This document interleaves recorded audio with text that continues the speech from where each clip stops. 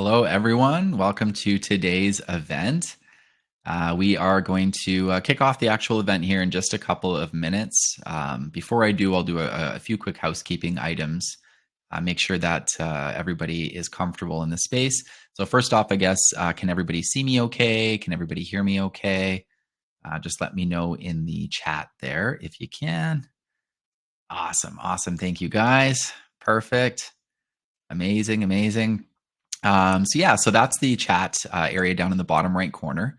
If you guys can see right beside that, there is a questions tab. And so we're going to do some live Q&A at the end of this session with our guest speaker. So if you guys have any questions for me, if you have any questions for him, feel free to put them into that questions tab throughout the presentation. But don't be offended if we don't answer them right away. We're going to kind of purposefully hold off and do the answers to those questions at the end of the session. So just drop them in there, just leave them in there. And then once we get to the end here, we'll loop back and do some formal Q&A. We're also doing a bit of a giveaway. I shouldn't say a bit, it's actually quite a big giveaway for at the end of this session for our boot camps, our courses, our game courses that we have available through the universities. And it's a little different than something that we've done before. So I'm excited to share the details, but yeah, feel free to stick around for that. And I'll share the giveaway stuff here at the end. One other thing I should mention is that this full session will be recorded and emailed out to all of the attendees or registrants. So even if you weren't able to attend, you'll still get a copy of it. But so feel free to take down any notes if you like throughout the presentation here. You can take screenshots. You can take photos, or you can just kind of sit back and relax and wait for the recording to come through. But all of the stats and all the information here will be shared in that recording for you. So that is kind of the initial housekeeping stuff here. I will mention a few times that the session's recorded. Inevitably, there will be a few people in here and probably a few minutes that aren't here right now that won't have heard me say that. So I do apologize at any point if I sound like a broken record. I'll probably mention it a few times just to make sure people are aware. And if it lands in your junk mail, at least you know to go back and look for that in your inbox or your junk mail inbox. So without further ado, I will go ahead and get the presentation queued up here for today. Today's session is top tips for breaking into gaming from a Ubisoft programmer. So I'll start here by introducing myself. So my name is Tyler Trapp. I am the event host today, but I'm also the marketing events manager at CircuitStream. I've been here for just over 3 years. I just had my anniversary, I guess, about a week or two ago, actually. So I've been here for about 3 years. Previous to that, I worked in tourism, hotels and tourism, very different industry. We will also have a guest speaker joining us here today. He's not coming up yet, but I will invite him on stage in just a few minutes. His name is Jordan, and I'm going to be asking him some questions about his tips and advice for new game developers and designers. But before I invite him on stage, I'm going to actually kick off the presentation here by sharing some details about us at CircuitStream. So I just see some stuff in here. I love that it's recorded. Where can we find the recorded file? The recorded file will be emailed out automatically once the session is finished. So the email should come from either Livestorm, which is the platform we're on, or CircuitStream, or the subject may say both of those things, but just look for those keywords. And if you don't get it in your inbox within probably about an hour after the session, double check your junk mail, because that's probably where it would land there. So, all right, so I'll share some information here about CircuitStream. We began in 2015 through a network of developers, designers, and creators, and we're now a leading provider of technology learning in game development and design, product design, augmented and virtual reality, software development, product management, and lots of different areas. And we partner with industry-leading companies and universities to offer these types of training, I should say, to both adults and to teens. So we have teen programs, pre-university programs available as well. Since our start in 2015, we've educated over 50,000 learners globally, and we are constantly updating our curriculum to stay ahead of the curve. You can see on screen there, just some of our corporate partners are listed there, just a little handful there. So our main goal at CircuitStream is to bridge academics with industry to shape real-world experiences and to teach the skills of the The future? Whew, it's going to be a tough day. Sorry, guys. The skills of the future through innovative learning experiences. And you may be wondering, how do we achieve this? We do this through project based learning. We design our curriculums, and when we're doing so, we begin with employer data and research. And then, based on that information, that's how we create our experiences, our projects, and our courses in order to provide our students with career ready skills. It's probably one of the biggest things that you hear from people who take, I guess, more traditional forms of education is sometimes they get some of the base education that they need, but they have no industry ready skills and they're not quite ready to, to kind of be launched out. So when we're creating our courses, that's one of the main things that we're focused on. Taking this approach allows us to partner with the top universities in North America and provide technology education for both teenagers and adult learners, as I mentioned before. In fact, we are the only Canadian technology education company that's currently partnered with these universities to provide these types of boot camps and courses. And as you can see, just a snapshot of the university partners there. Very, very strong partners, amazing institutions. So we're very lucky to be partnered with them. Because we rely on industry and employer data and information to create the educational content, our students develop in-demand applied skills that actually matter in market. This prepares them to seamlessly transition into the workforce and confidently tackle real-world challenges. So, just to show some of the skills that our students would learn in the game development and game design courses that we offer here. We also iterate on our course materials constantly to provide our students with the most up-to-date programs and tools. And this is just a little snapshot of some of the tools that are used in our game development and our game design boot camps here. So you can actually see that they include Unity and Unreal. The main focus in our game development course is Unity, and the main focus in the game design course is Unreal in terms of the tools that we'd be using. CircuitStream also provides a gateway into the industry for our students through our dedicated career support services by equipping them to showcase their product design skills, their game design and game development skills, behavioral strengths, and elevate their digital presence to align with their personal brands. They dive into all different areas within both the development and the design courses, and they learn how to excel in industry networking while thoroughly preparing for job interviews and the technology world overall. Our career and networking support really sets our programs apart from others that you may find.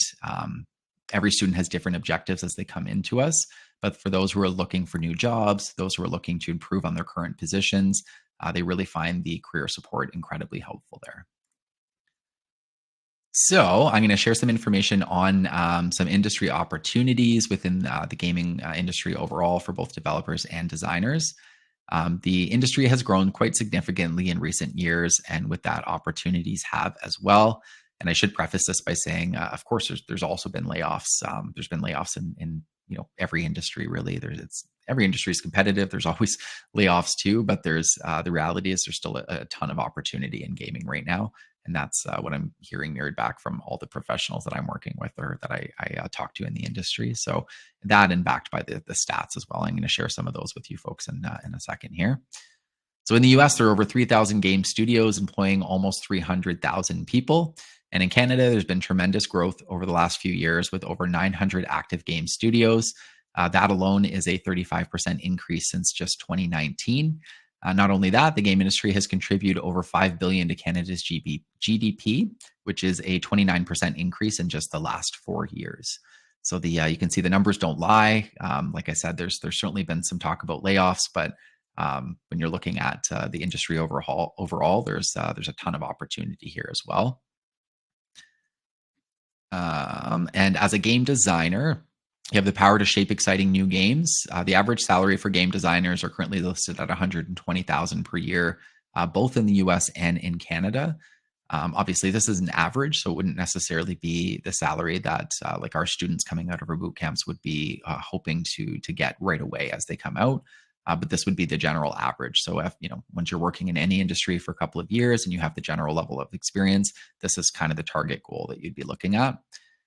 And then some of the different titles that you'd get, obviously game designer, but there's other titles like level designer, system designers, just a whole bunch. So when you are looking for career opportunities, just make sure that you're reading through quite clearly, because not every role would be labeled directly as a game designer or a game developer for that matter. Speaking of game developers, there's currently over 8,000 job openings for game developers in the United States alone, with the average salary sitting at about 121,000. So it looks like it's 1,000 more than the design average was. Uh, you can some of the titles here would be game developer, of course, but like I was saying with game design, there's some other titles that you'd want to look for, like game engineer, game programmer, so on and so forth. So you just have to read through those closely when you're looking. And then this, I just put this together for you guys. This is basically, I did a search online to see what the remote opportunities were looking like now. I know there was a ton of opportunity for remote work during COVID, but I was just kind of curious to see what that landscape looked like. And the reality is there was pages and pages and pages of opportunities, but I did my best to pull some of the more topical companies and names out of that list so that you guys could see some recognizable names here. But there's hundreds of indie smaller studios and other studios that aren't listed here that also have remote positions available. These are just a quick little snapshot of some companies that are hopefully a little bit more recognizable for you guys. And they all had remote positions posted within the last 2 weeks here. So there are definitely still remote opportunities out there. I'm just going to share some quick information on the 2 boot camps before we invite the speaker up here. So our game design bootcamp is designed for those who want to enter the gaming industry as a designer, those who want to establish their own companies or utilize game design skills in their current roles. The great thing about this bootcamp is that it is entirely project-based, so you gain practical skills while working on real-world projects. Over the course of the 30 weeks, you learn to analyze game design elements, conceive gameplay concepts, design game mechanics, create functioning game prototypes, and test novel gameplay ideas. You also learn the role of a game designer and its various specializations and how they fit into video game production overall. That's a little bit on the game design bootcamp. You can see on the left there the length and when our upcoming cohorts are for September and February. And then same thing with the game development here. So the Unity Game Development Bootcamp is designed for people looking to get into gaming as a developer, those who are looking to start their own companies, or those who are looking to bring Unity development into their current roles. This course is completely beginner friendly. So is the game design one. I should have mentioned that. But this one, both of them do, but this one tackles advanced concepts in areas like coding. So if you do have a bit of experience in that before you come into a course like this, the first week or two might be a bit of a refresher. But the good thing is if you have no experience, a huge portion of our students have never written one line of code when they start. And that's how we formatted the boot camp, so that you don't have to have any prior experience. But you will tackle pretty advanced concepts as you go through, and they move at a pretty quick pace. So very standard bootcamp setup, but just so you kind of know what that would look like going into it. It's project-based, like I said. You'll learn concepts in class and apply them to real-life projects. And you get to create your own idea as the final assignment. Same thing with the design. And you do a presentation at the end of both of these courses. And again, our students really enjoy this aspect of it because it allows them to build up a portfolio of their projects and demonstrate their skills that they've learned. So when they get kind of launched out into the industry, they have something to show for themselves. And, a lot of times you go through, again, more traditional education. The education component's great, but you don't necessarily have any experience that way or any portfolio projects. And oftentimes that's the first thing that an employer is going to ask for is examples of your work. So the bootcamp does a really good job of preparing students for that.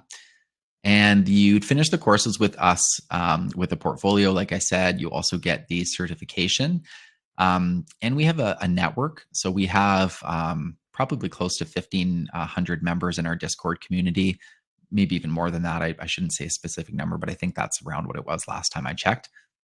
And basically, so once you register for any of our boot camps, you're entered into our Discord community, and then you're in there for life for as long as you choose to be. So once your course is finished, we don't kick you out after a certain amount of time.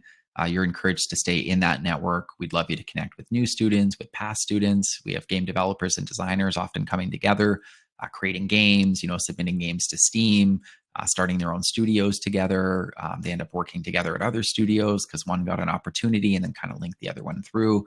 So, the networking component is also incredibly important, and it's huge here, but just wanted to mention that, and that it's something that you're in for life, even after the courses have finished with us. So, and the game development bootcamp does come with our developer certification.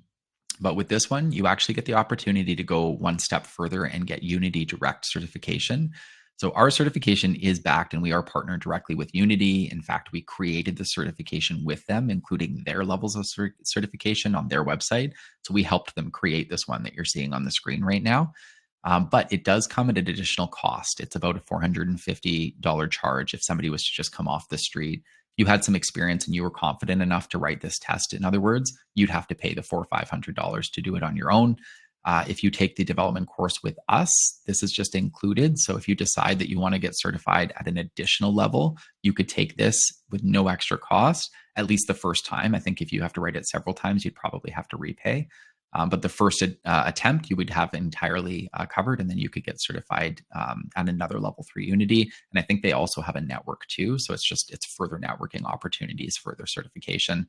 But our certifications are backed by Unity, by Circuit Stream, and by the university partner. And you get both the badge of completion as well as certificate from us and from the university. So just to kind of give you an idea of what that would all look like. Now, without further ado, since I've been sharing so much information on the courses, and that was not my main goal here, I'm going to invite today's guest speaker on stage. Jordan, as I mentioned before, he started as a UI programmer at 2K working on sports and wrestling games. He worked as a government contractor for VR training technology and now works at Ubisoft, continuing his career in UI programming. So welcome to the stage officially, Jordan. How's it going? Good. I didn't give you a warning on this before, but I'm going to before I do it. Sometimes when I make somebody's screen really big, it startles them. But I'm going to make your screen really big here, so you're going to be on this side. I'll make sure to look away. Yeah. That's okay. There we go. So yeah, I'm going to ask Jordan some questions just about the industry and any sort of tips and advice that he would have. I see some questions in there on the side about the boot camp and what's the fee.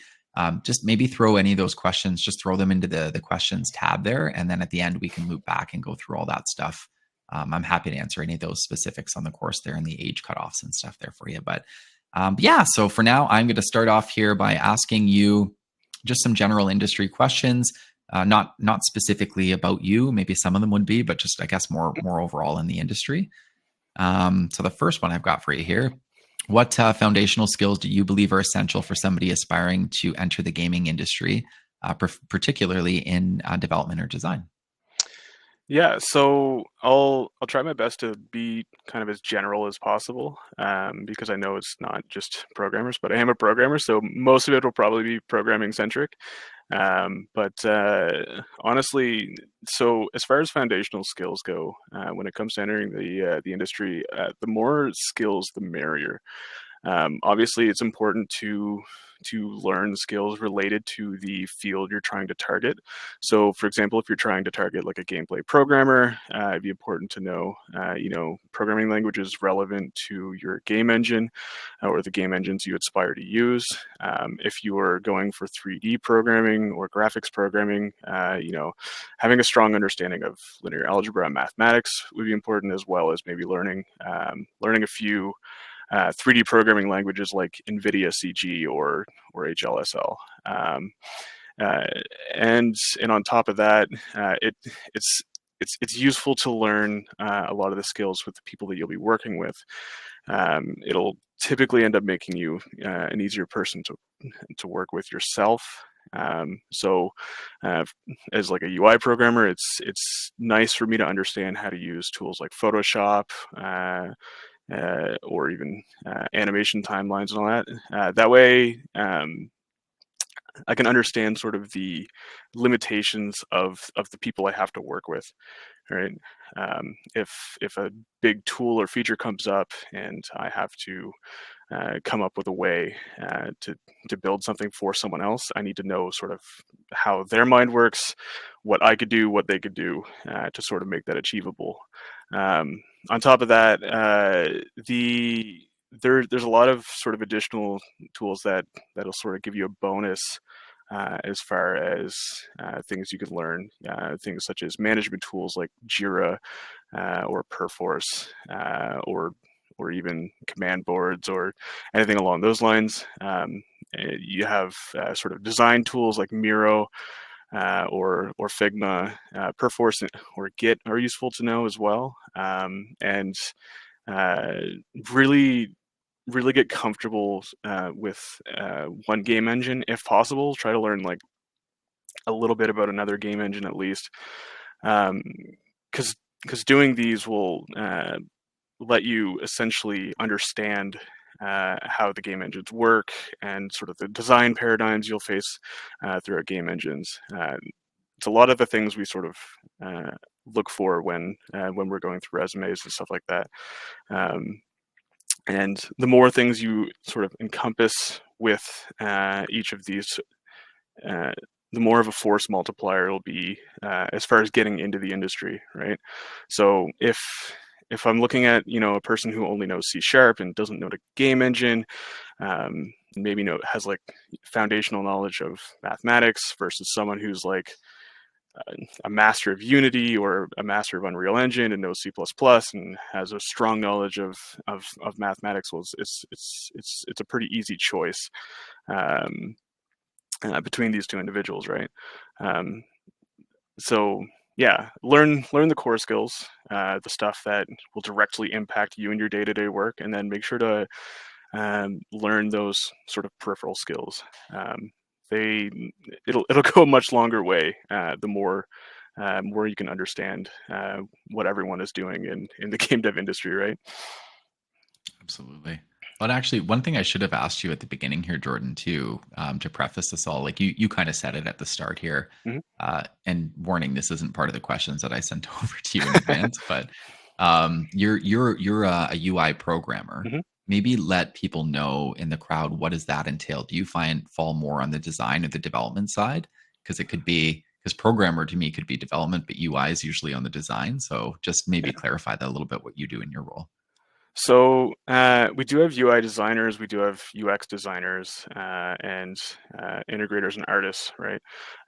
The programmer's job is essentially to make sure that they have the resources that available to them to build what they want to build, right? If you take, for example, uh, a game I ended up working on, say back like a few years ago, PGA. Um, we had a battle pass. The programmer's role in that battle pass was ensuring that the designers of the battle pass, who are balancing and all that kind of stuff, and giving the rewards for the battle pass, have essentially the tools that they need to just take and create rewards, and then have that as like a functioning back-end tool for the screen to work, and then for the artist to be able to use that back-end tool to display it to the user, right?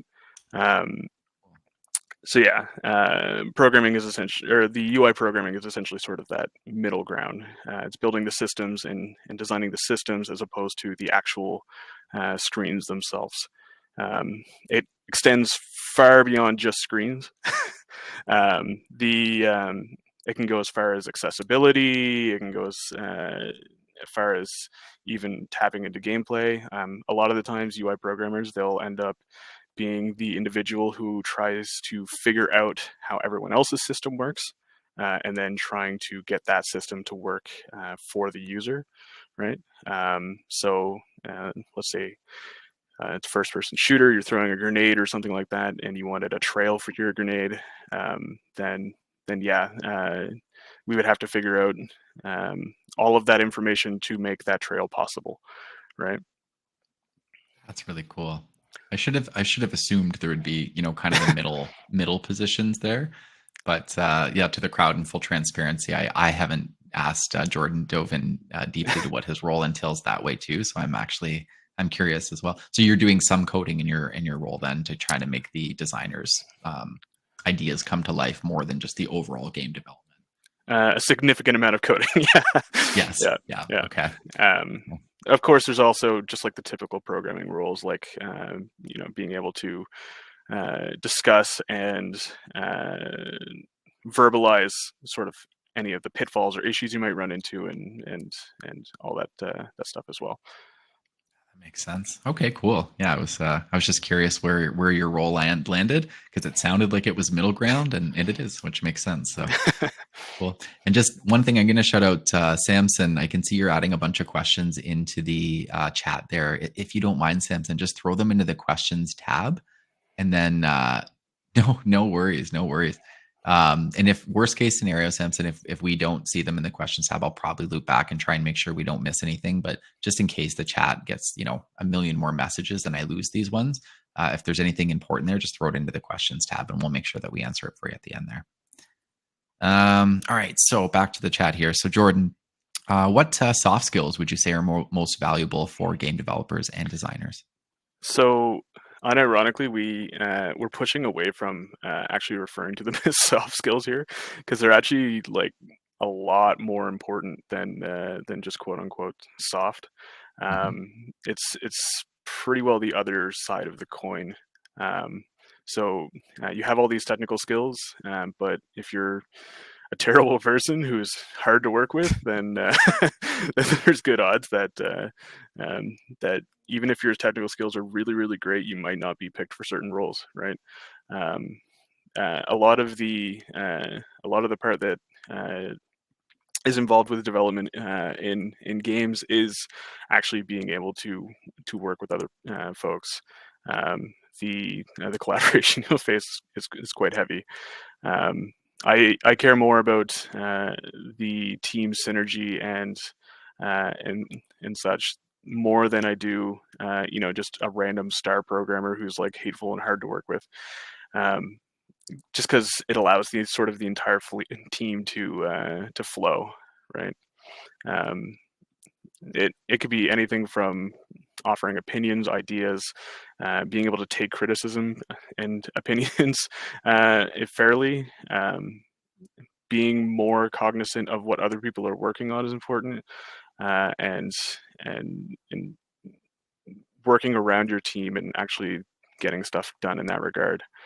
Um, there's there's a lot that could go on with with soft skills, because yeah, it's all the communication you do between coding and designing and everything, right? It's the teamwork in the team. Totally. And I like that you're moving away from soft skills. That's cool. I've always thought it sounds like it's an interesting thing because soft skills are so important and there's such a huge focus on it when I ask this question in the sessions, but it always seems like a contradiction to call it a soft skill at the same time when they're so relevant and so important. Mm, So I yeah. like that. Is that a Ubisoft initiative changing that? It's kind of a social initiative around Ubisoft itself. There's nothing hard written or hard like uh, written in stone for it. Um, it's slowly being adapted here as something that's more important than just quote unquote soft, right? Um, Culture. That's yeah. cool. Yeah, I guess you That's could really call it cool. culture if you want to use a buzzword for it. Yeah. Yeah. That's, of course, I'm in marketing. I can't help but immediately grab a word for it. Cool. Okay. So the next question here is what advice would you give somebody on creating a portfolio that really stands out to potential employers in the industry? So if they're looking for a way to kind of like they've got some examples of some what they can do, what's the easiest way for them to kind of get that in front of relevant people? So I can kind of start off with what not to do, and then sort of work your way out. Oftentimes, what I see from portfolios and such is people taking sort of small modules or small features and stuff from other projects or other libraries, and kind of just compiling them together and calling that a portfolio. Um, while it's not terrible, it's not necessarily the best approach, because it doesn't tell uh, people you're applying to and trying to get hired from that you do actually have an understanding of how what you built works. So if an example here, someone takes 80 modules and kind of pieces them together and makes sort of an asset flip version of a of a game, and then there's someone who managed to build this game from the ground up using zero modules. I'm going to take interest in the person that managed to actually build it from the ground up, and show that they truly understood all of the things that they were implementing as they were implementing them. Um, and as far as actually like building the portfolios themselves, there's many different ways you could do it. You can either do like game jams. There's millions of them that are going around. Some of them are even sponsored by Ubisoft themselves. You can participate in things like Hack the North. Um, uh, I personally have participated once or twice in like a Ludum Dare, which maybe not the best tool for a portfolio per se, just because it's maybe too quick. I would try to find um, game jams that maybe extend for like a month as opposed to just a weekend, right? Um, but yeah, there's lots of different ways you can build these portfolios. But when you're actually building them, actually discuss them with your friends. Try to figure out what worked with your portfolio or with your development process, what failed with it. Um, were your coding paradigms consistent? Like, do they make sense for the programming language you used? Um, like, actually ask people to be legitimately critical of the thing you're developing, because it can go a long distance. I know for sure when I uh, first started in game dev, I just graduated university, and like I finally got into game dev.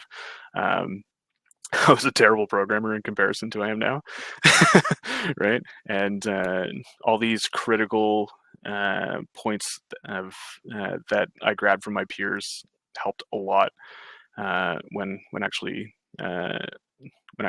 you know performing. Um, the thing as well is when you're actually building portfolios and you're developing these pieces, um, you want to make sure they target the thing that you're focusing and wanting to be. So if your goal is to be like a 3D programmer, ensure that your portfolio actually shows off that you're a good 3D programmer. If you want to be an AI, like show that your portfolio is a strong AI portfolio. Same with UI, so on and so forth, right? Um, and when you build these portfolio pieces, don't worry about being pigeonholed into a certain field, because just because you have an awesome AI portfolio doesn't mean you can't do another field. Doesn't mean you can't do physics programming. Doesn't mean you can't do engine programming. Yeah, it's not going to lock you in. Just try and focus on sort of the stuff that you want to do, more than not, but be open. Absolutely. And when you're presenting it to employers too, a tip I often hear from professionals like you working in the industry, Jordan, is to try and tailor. I mean, obviously, it depends on how much you have, but if you have a bunch of different portfolio projects or if you have different kind of versions of your resume, um, adjusting it slightly to make sense for that specific role uh, will often help you too. Because there's, sometimes people will put together one generalized portfolio or one generalized resume and just, mass send it out to a whole whack of people, and that may be okay. You might get some opportunities that way, but it's usually a bit better if you kind of cater it to the specific opportunity. For sure, and even on top of that, make it easy to digest for the individual you're sending it to, right? If you have a random GitHub that has no README, no way to install it, no visual of what it does and how it works, it's really really hard for me to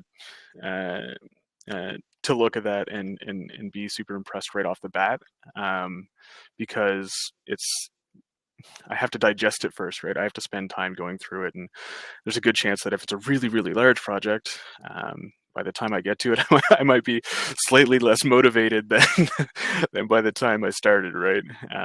Which could potentially work against you. Yeah, so I do recommend things like websites; they don't hurt. I do recommend things like ArtStation; they don't hurt as well. Use GitHub, of course. Just make sure when your stuff is on there, the stuff that is first most appropriate does come first, and second, that it is easy to um, it's easy to actually like take in as a potential employer. Totally. Yeah, and I guess the last thing I'll add, just from my perspective here, is if you're looking for a cool way to build up a portfolio, boot camps do a pretty good job of that. So just have to plug our boot camps too, just because why not? A good opportunity there for it. But all right. So the next question here: how can aspiring game developers and designers gain relevant experience if they haven't had a chance to work on a full game project yet? It kind of feeds right into what we were just saying, but I things was like gonna say I game just jams talked about that one. probably. Yeah, Yeah, a yeah, little bit. exactly. Yeah. Yeah. So, I mean, the other thing too, the advice I could give and what I hear from people is even if there's no game jams available, just basically just try and constantly try and do projects that are going to teach you a different skill each time. So if you're new and you really want to focus on how to do this one thing within development, then try and create something that's going to kind of get you a bit closer to that goal. And I'm not using specific examples because I'm not a coder or developer myself, so it's about as topical as I could have to stay there. But I mean, um, I personally have examples for this actually. um, I I wouldn't know any like 3D programming knowledge unless I had done personal projects of myself, right? Um, yeah, I'm still working on personal projects even now when I try to of course ease into it and ease out of it a little bit because when you're doing it as a 9 to 5 job and then go home and try to do it, you do risk it getting burnt out, but uh, you know, it is what it is. that's where the um, passion comes from too. yeah, exactly. That's where the passion comes from. And but yeah, like we said, do game jams, long and short ones. Both are important. If you are participating into something open source or whatever, maybe do a little bit more than updating like a spelling error in the README.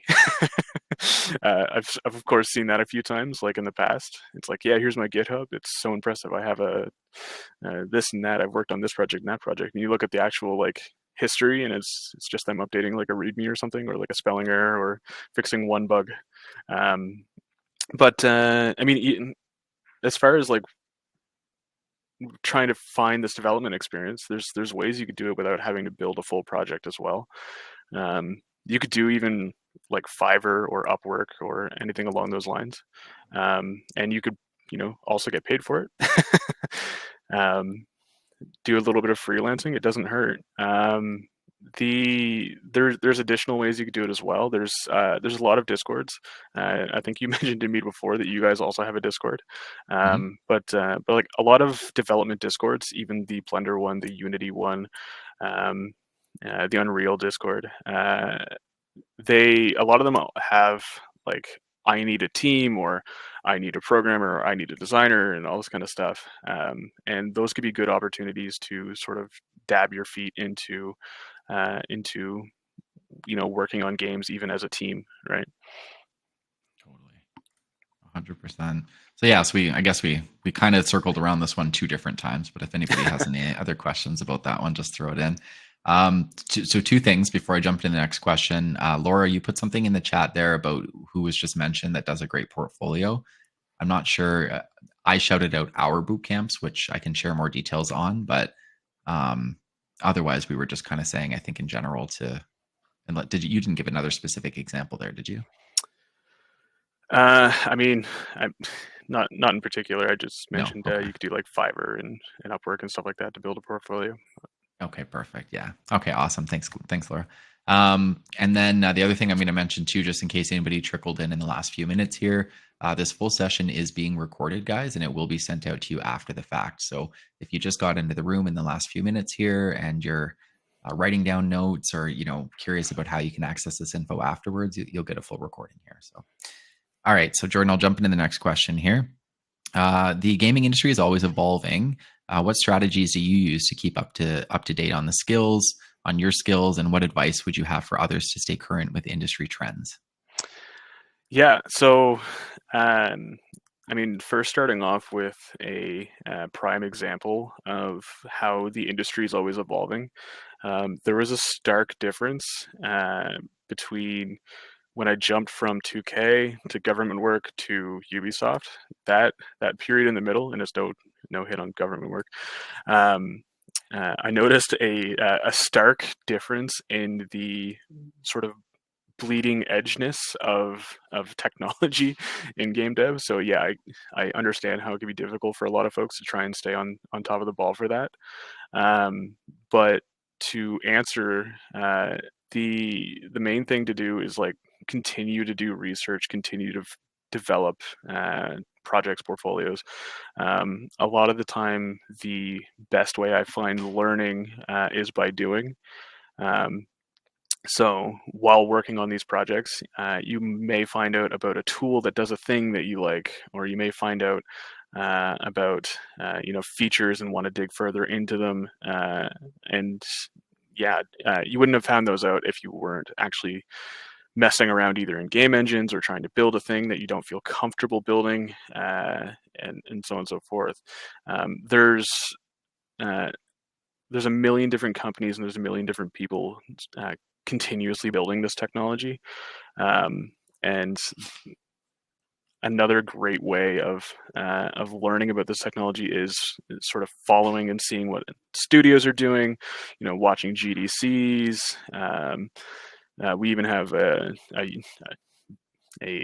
Ubisoft developer conference thing coming up as well, where a lot of these technologies are shown off to the world. There's also a million, great YouTubers who are also sort of tapping into these bleeding edge technologies as well. Three personal favorites would be like Sebastian Log, Nick Chapsas, Acerola. They're the really great ones for resources in their respective fields. I learned tons from those. And when you do find these features and you do research and figure out what these companies are doing or what these individuals are doing, actually break it apart and sort of see how they're doing it.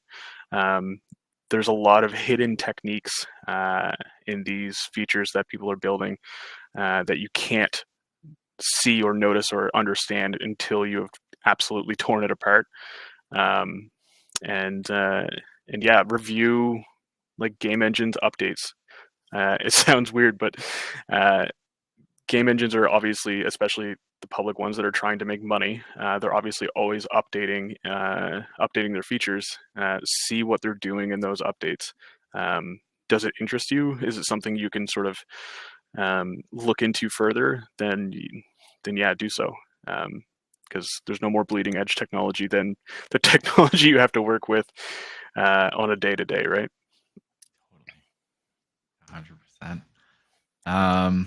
Okay. All right. I'm going to jump into the next one here. I think actually the next question here, I was just looking at it a second in advance, and I feel like we already kind of answered this one too. So which happens, you send over a list of 15 questions and then you answer 6 because you kind of answer 2 or 3 at a time. But so I'll jump into the next one here. It was about networking, and we've just talked about that a lot. So, what are some common questions or scenarios that candidates should prepare for when interviewing for a position in game development or design? Do you actually do hiring directly, Jordan? I personally work with one of our Ubisoft features called Next, which we end up taking a lot of university students. So I don't say yes or no, but I do give opinions on on whether or not individuals from who are working with Next are appropriate to continue and possibly either win the competition or get internships and so on and so forth. So. Yeah, so you've got a good say in that then. So what, in your opinion, I guess, what would be some common questions or scenarios that could come up?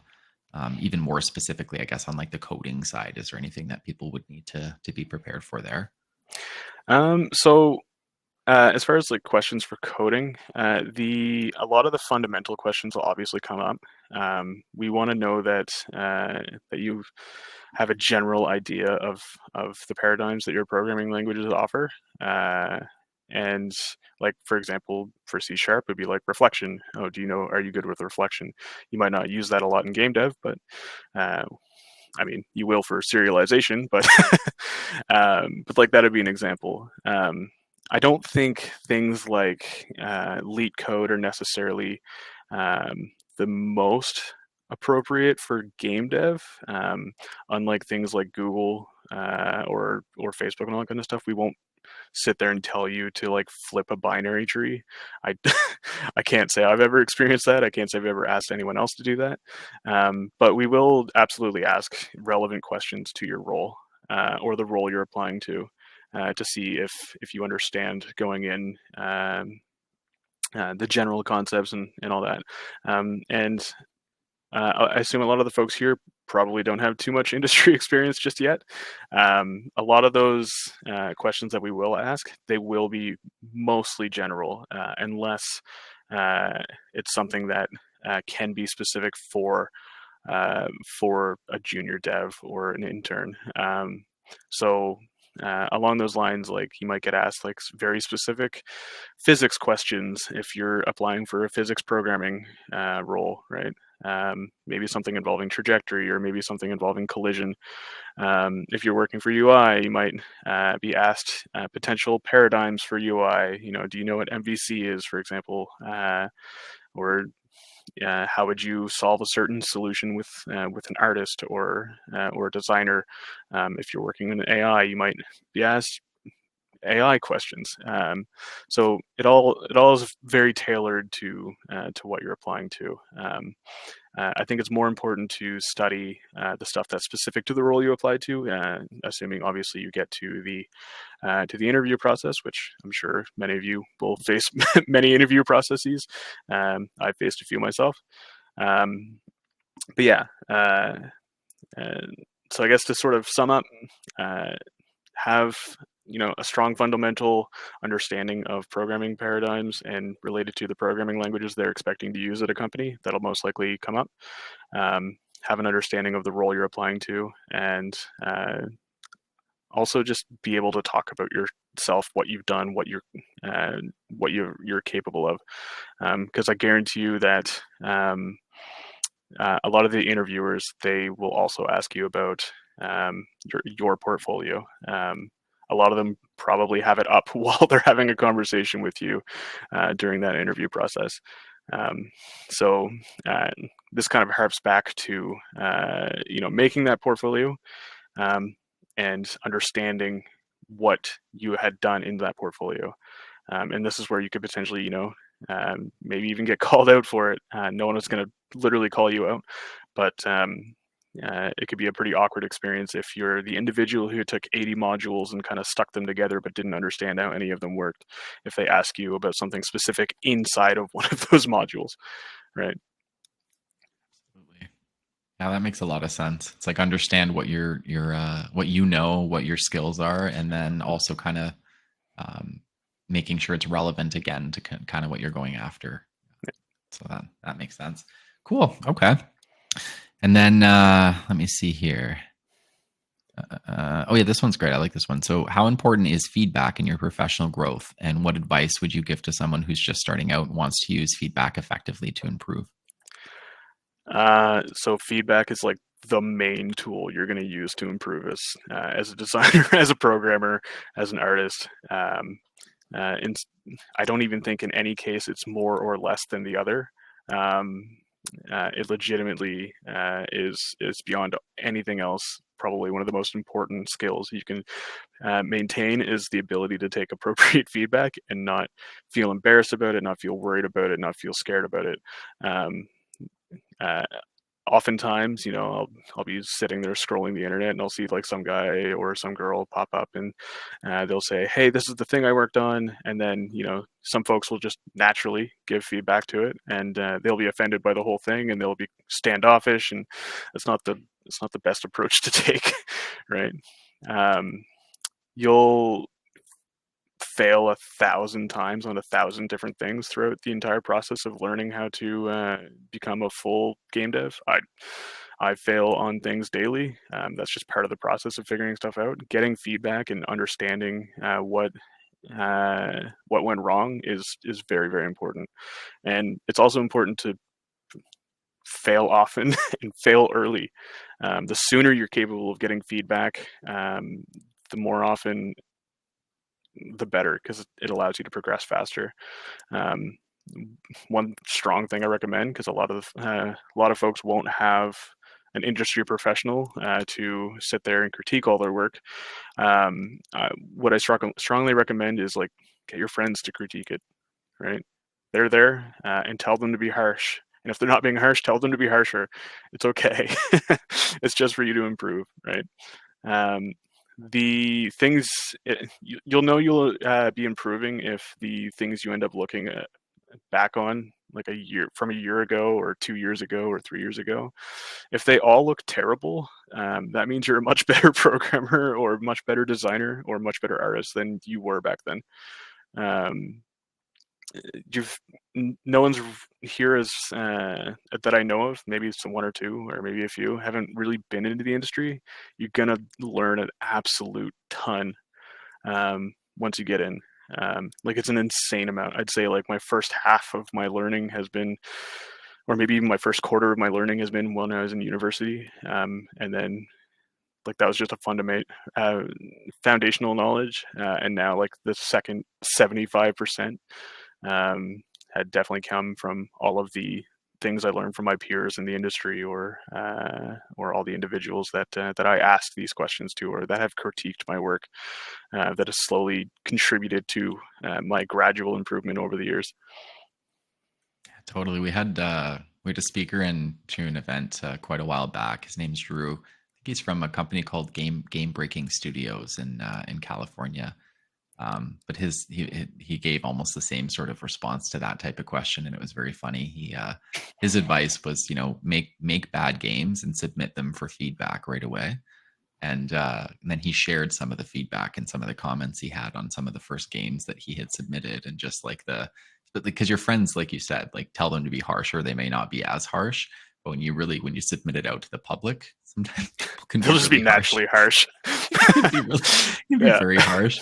And yeah, it was funny. It was very funny. It was just like, this is the worst game I've ever played. Why did you create this? Or just things like that. And it's just like, and it's, through that he was able to pull some of the more constructive criticism and make improvements. But just the topical aggressive ones are very funny. And it's, so be open to that, like from your friends, from your peers, from people you work with, from the, strangers, if you're going to submit it out there. But that just reminded me of what you were saying. It reminded me of his example. I still remember like the very first Swarm review, or a code review I ever had when I was in the industry. Um, yeah, it was for a full feature, but I thought I was gonna get like fired or something. I had like 130 some odd comments, and but no, they just want you to improve. It's yeah, Totally. Yeah, the industry can be very brutally honest, but incredibly supportive. Like yeah. that's the best way I can say. Everyone's always trying to help each other, but Mm. if you submit it, they're going to also be very honest with how they feel your game is. As far as giving feedback as well, there's a lot of small tweaks and rules you can sort of give to yourself to prevent a lot of that backlash as well. Because naturally, when people first start getting this feedback, and it's the first time they've ever had to deal with it outside of the response from a TA marking their assignments or whatever, they naturally get pretty offended because they feel like they're being attacked. But uh, like a simple couple rules are just like make sure you're not targeting them. Make sure you're targeting the code. Like you mentioned, like the feedback, this game is terrible. Why did you make this? That's kind of attacking both.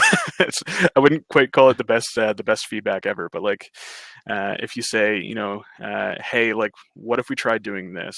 Uh, like a couple small points in that are like one, the use of non-targeting, uh, nouns, verbiages, like using we instead of you, or all that kind of stuff can go a really long way. And really just trying to focus on being constructive.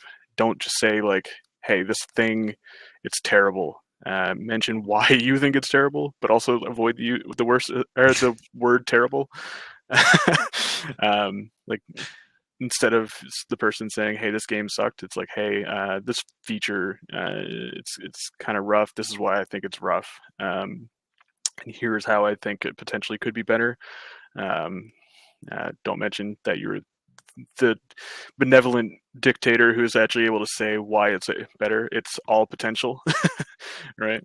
Um, Unless you've done 10,000 hours of research on why it would be better. Yeah. Totally. Yeah, no, that's yeah, it's funny. Everyone takes feedback differently, but it's the approach on how you give it to can be incredibly Oh, for sure. important and how it's received. So okay, cool. So let me see here. Let's see. Oh yeah, so breaking into the gaming industry can be tough. What sort of challenges did you face early on in your career, and how did you manage to stay resilient during those times? So a little bit of transparency. When I first started at 2K, I didn't get uh, a callback until like 4 or 5 months after I applied to them. Right? And that's not a knock on 2K. It can happen with literally any company. They can end up in like a crunch period or something along those lines and not respond to you. Just because you didn't hear anything back doesn't necessarily mean it's a no. It's okay to occasionally, without being super super pushy, to message people from time to time or send another email being like, hey, didn't hear back from you, or and all this kind of stuff. It does help. I feel like a broken record when I say this, but I got my friends to review my resume and my portfolio, and it did help, because they will absolutely see things that you don't see. Um, like spelling mistakes or just weird ways to word things, and just the structure um, of your resume just being odd. Um, I didn't let rejection get to me, and you're most likely going to see so much rejection when you are applying. It happens. The main thing about rejection is like it could either happen directly. Someone will say no, sorry, we're not interested in hiring you, or whatever, or they could just not respond whatsoever. It could be frustrating to not get the not responses, but it is what it is. You just keep on trucking. I absolutely did, when I first started off, apply to a lot of places. I applied on Indeed. I reached out to people on LinkedIn. I reached out to recruiters. I applied to even fields I wasn't looking to maybe eventually transition into game dev. I even applied directly on company websites. All of these are like super valid options to like actually get your resume and your voice heard. If you're really really getting no feedback, it might be time for additional criticism on what you're actually applying with. Um, you'll fight automated HR the entire time. I definitely have. Make sure when you're actually applying to a place that your resume is tailored to the thing you're targeting.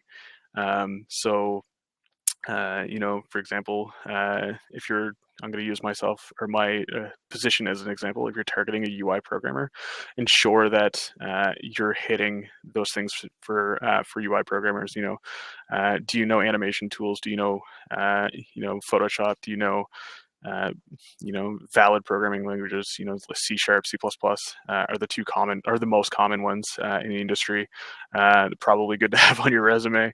Um, on top of that, uh, uh, just anything you can hit that's appropriate without obviously being gaudy. If you end up applying to a place and you write C Sharp on your resume 2,000 times, it's probably gonna pass the HR check, but it's not gonna fail it. It's not gonna pass the human HR check. Um, and I continue working on my portfolio as well throughout the hiring process, continually improving it. It's it's tedious, it's tiring. You're essentially applying to 1,000 places, and you're also working on a personal project for free, and not making any money. You're like wondering what's going to happen, but if you keep working on it,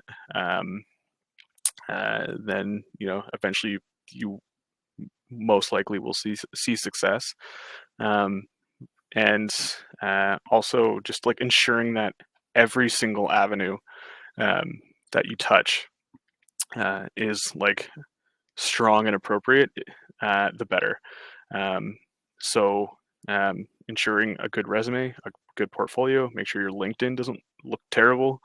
Um, I'd make sure you don't have like a conviction sitting there, uh, and make sure you're applying often and you're applying to a lot of places, because yeah, uh, it is tough. It's frustrating, but with enough effort and time, someone will look at your thing and be like, yeah, this person looks interesting. I'll take them in, because that's sort of the thing that happened to me. I was applying for 4 or 5 months, and eventually one of the places I applied to got back to me, went through the interviewing process, and went through the coding challenge process, and ended up in the game dev industry. So That's very common. I hear that all the time from people in the industry that it took them a little bit. It's very rare, in other words, that they apply and get their first job on the first try. Like it's literally almost impossible for that to happen. So if anyone here ends up like applying and getting their very first resume that they applied to and getting into the industry, please send me a message. I'm really interested to see what the hell you did. yeah, how did you do that? Yeah. Would definitely be the exception for sure. Yeah. All right, I see a question in the chat here. When is this seminar scheduled to end? This seminar is scheduled to run for about an hour to an hour and a half. We've just hit the hour mark here. We've only got a couple more questions here in this part, and then we're going to jump into the audience Q&A in just a minute here. So yeah, we'll try and not go too long here for you guys. How does Ubisoft or the gaming industry in general approach diversity and inclusion, and what sort of advice would you give to underrepresented groups looking to enter this field? Honestly, I would check the website of the companies that you're applying to.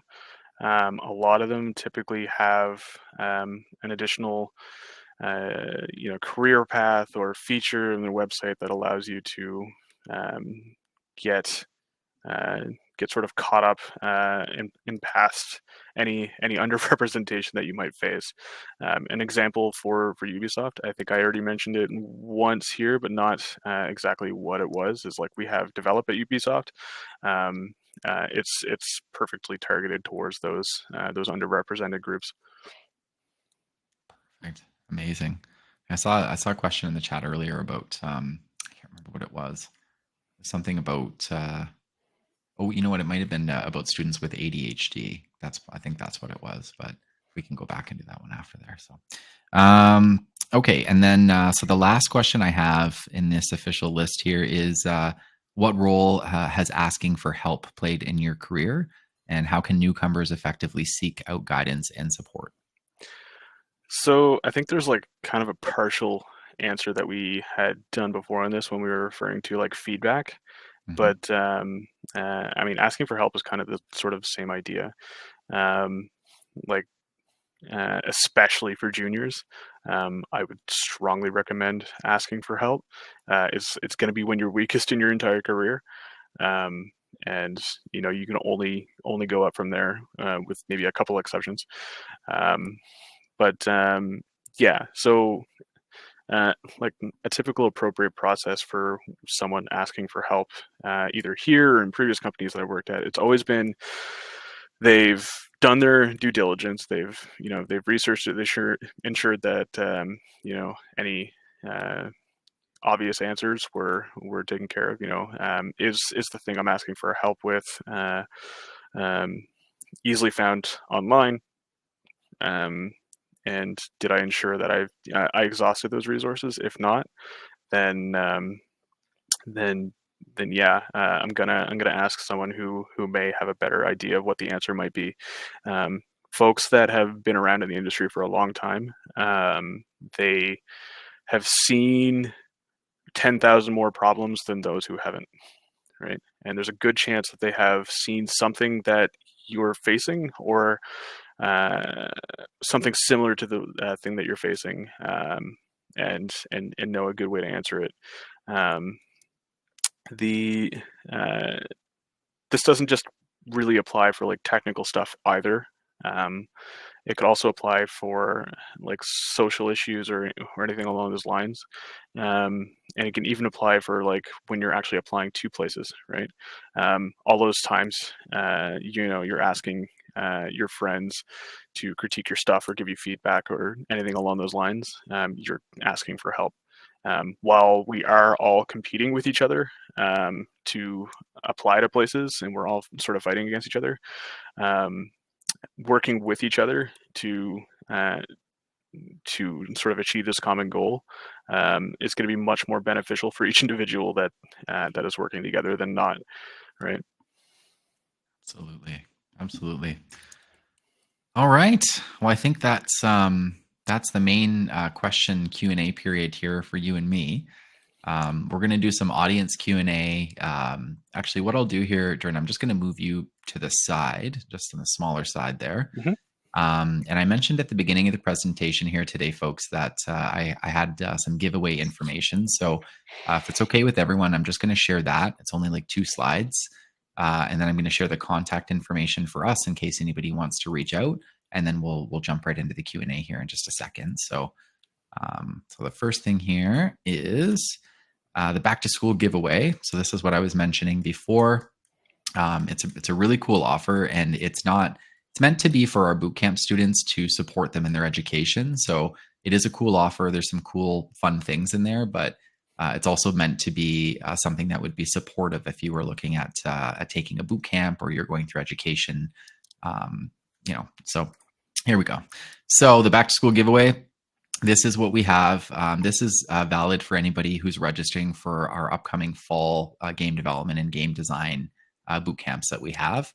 So what's included is on the left-hand side, this would be for anybody who's registering for the upcoming cohorts. We're going to give away a Razer headset, a Razer mouse, and then there's a book here on gaming AI.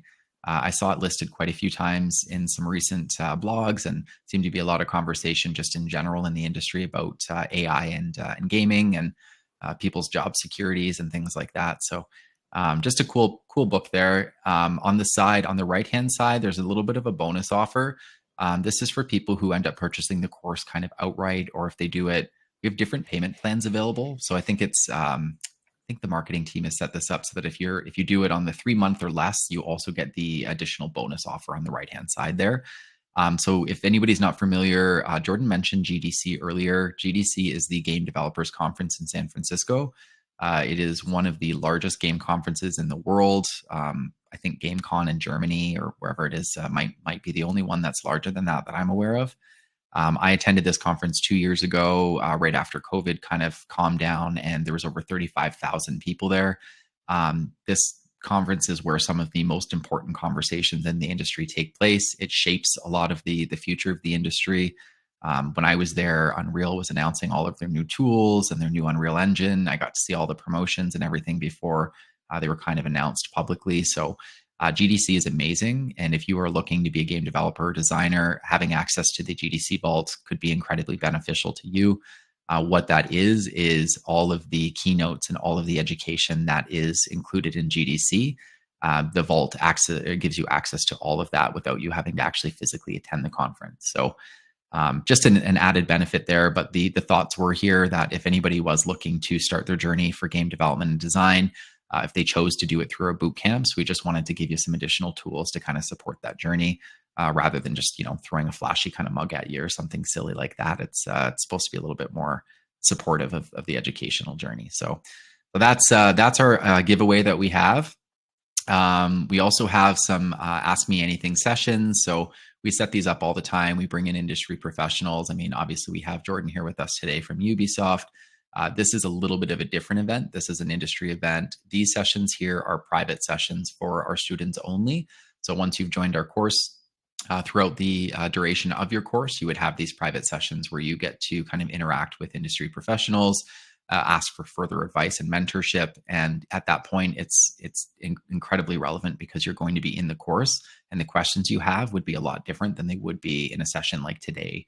If you weren't already taking education, they'd be a little bit more topical today, whereas they'd be a little bit more narrowed in and specific if you were taking a course there. So cool sessions. We've got lots more people lined up. These are just a few people I wanted to include here. And then I wanted to mention, I know I said before, but we do have bootcamp financing available, just full stop. So if you have any questions about that, feel free to reach out to our team. If you were looking to access the gaming courses, the course pages are all QR codes here. So feel free to hover over any of the university partners there if you were looking to just request a syllabus, if you wanted more information, or of course, if you were looking to apply. Those pages will give you all of that information. And again, this is all recorded. So if I move from this screen and you miss the QR code, you'll get it in the recording afterwards. Yeah, and the only difference too, for if anybody's asking, if you take the courses through any of the university partners, the classes actually feed together. So in your online class, there's a good chance you'd be in there with people from these other universities as well. And that's, just so you're kind of aware that the main difference would be the certification that would come through from that. So you'd be backed by the university as opposed to just through Circuit Stream. So that is to access the courses. And then if you're looking to contact us, if you have any information or have any questions, sorry about the information here today, or about the courses, things like that, just reach out to the admissions at circuitstream.com, and they can help answer any of that stuff. So that's it. I'm going to jump into the Q&A here with Jordan. I'm going to close this stuff off here, put that to the side. There we go. And so I can see in the questions tab here, guys, we have over 40 questions. So would be really hard for us to kind of focus in fully on all of these and get them all answered, in detail. So I'm going to try and do like a 15 to 20 second kind of time cap on all of these and see if we can just kind of whip through them quickly. If by any chance we don't get through all of these today, if you have any additional questions that we didn't touch on, you can always just reach out to us. You can reach out to me, Tyler Trapp at LinkedIn. You can find me there.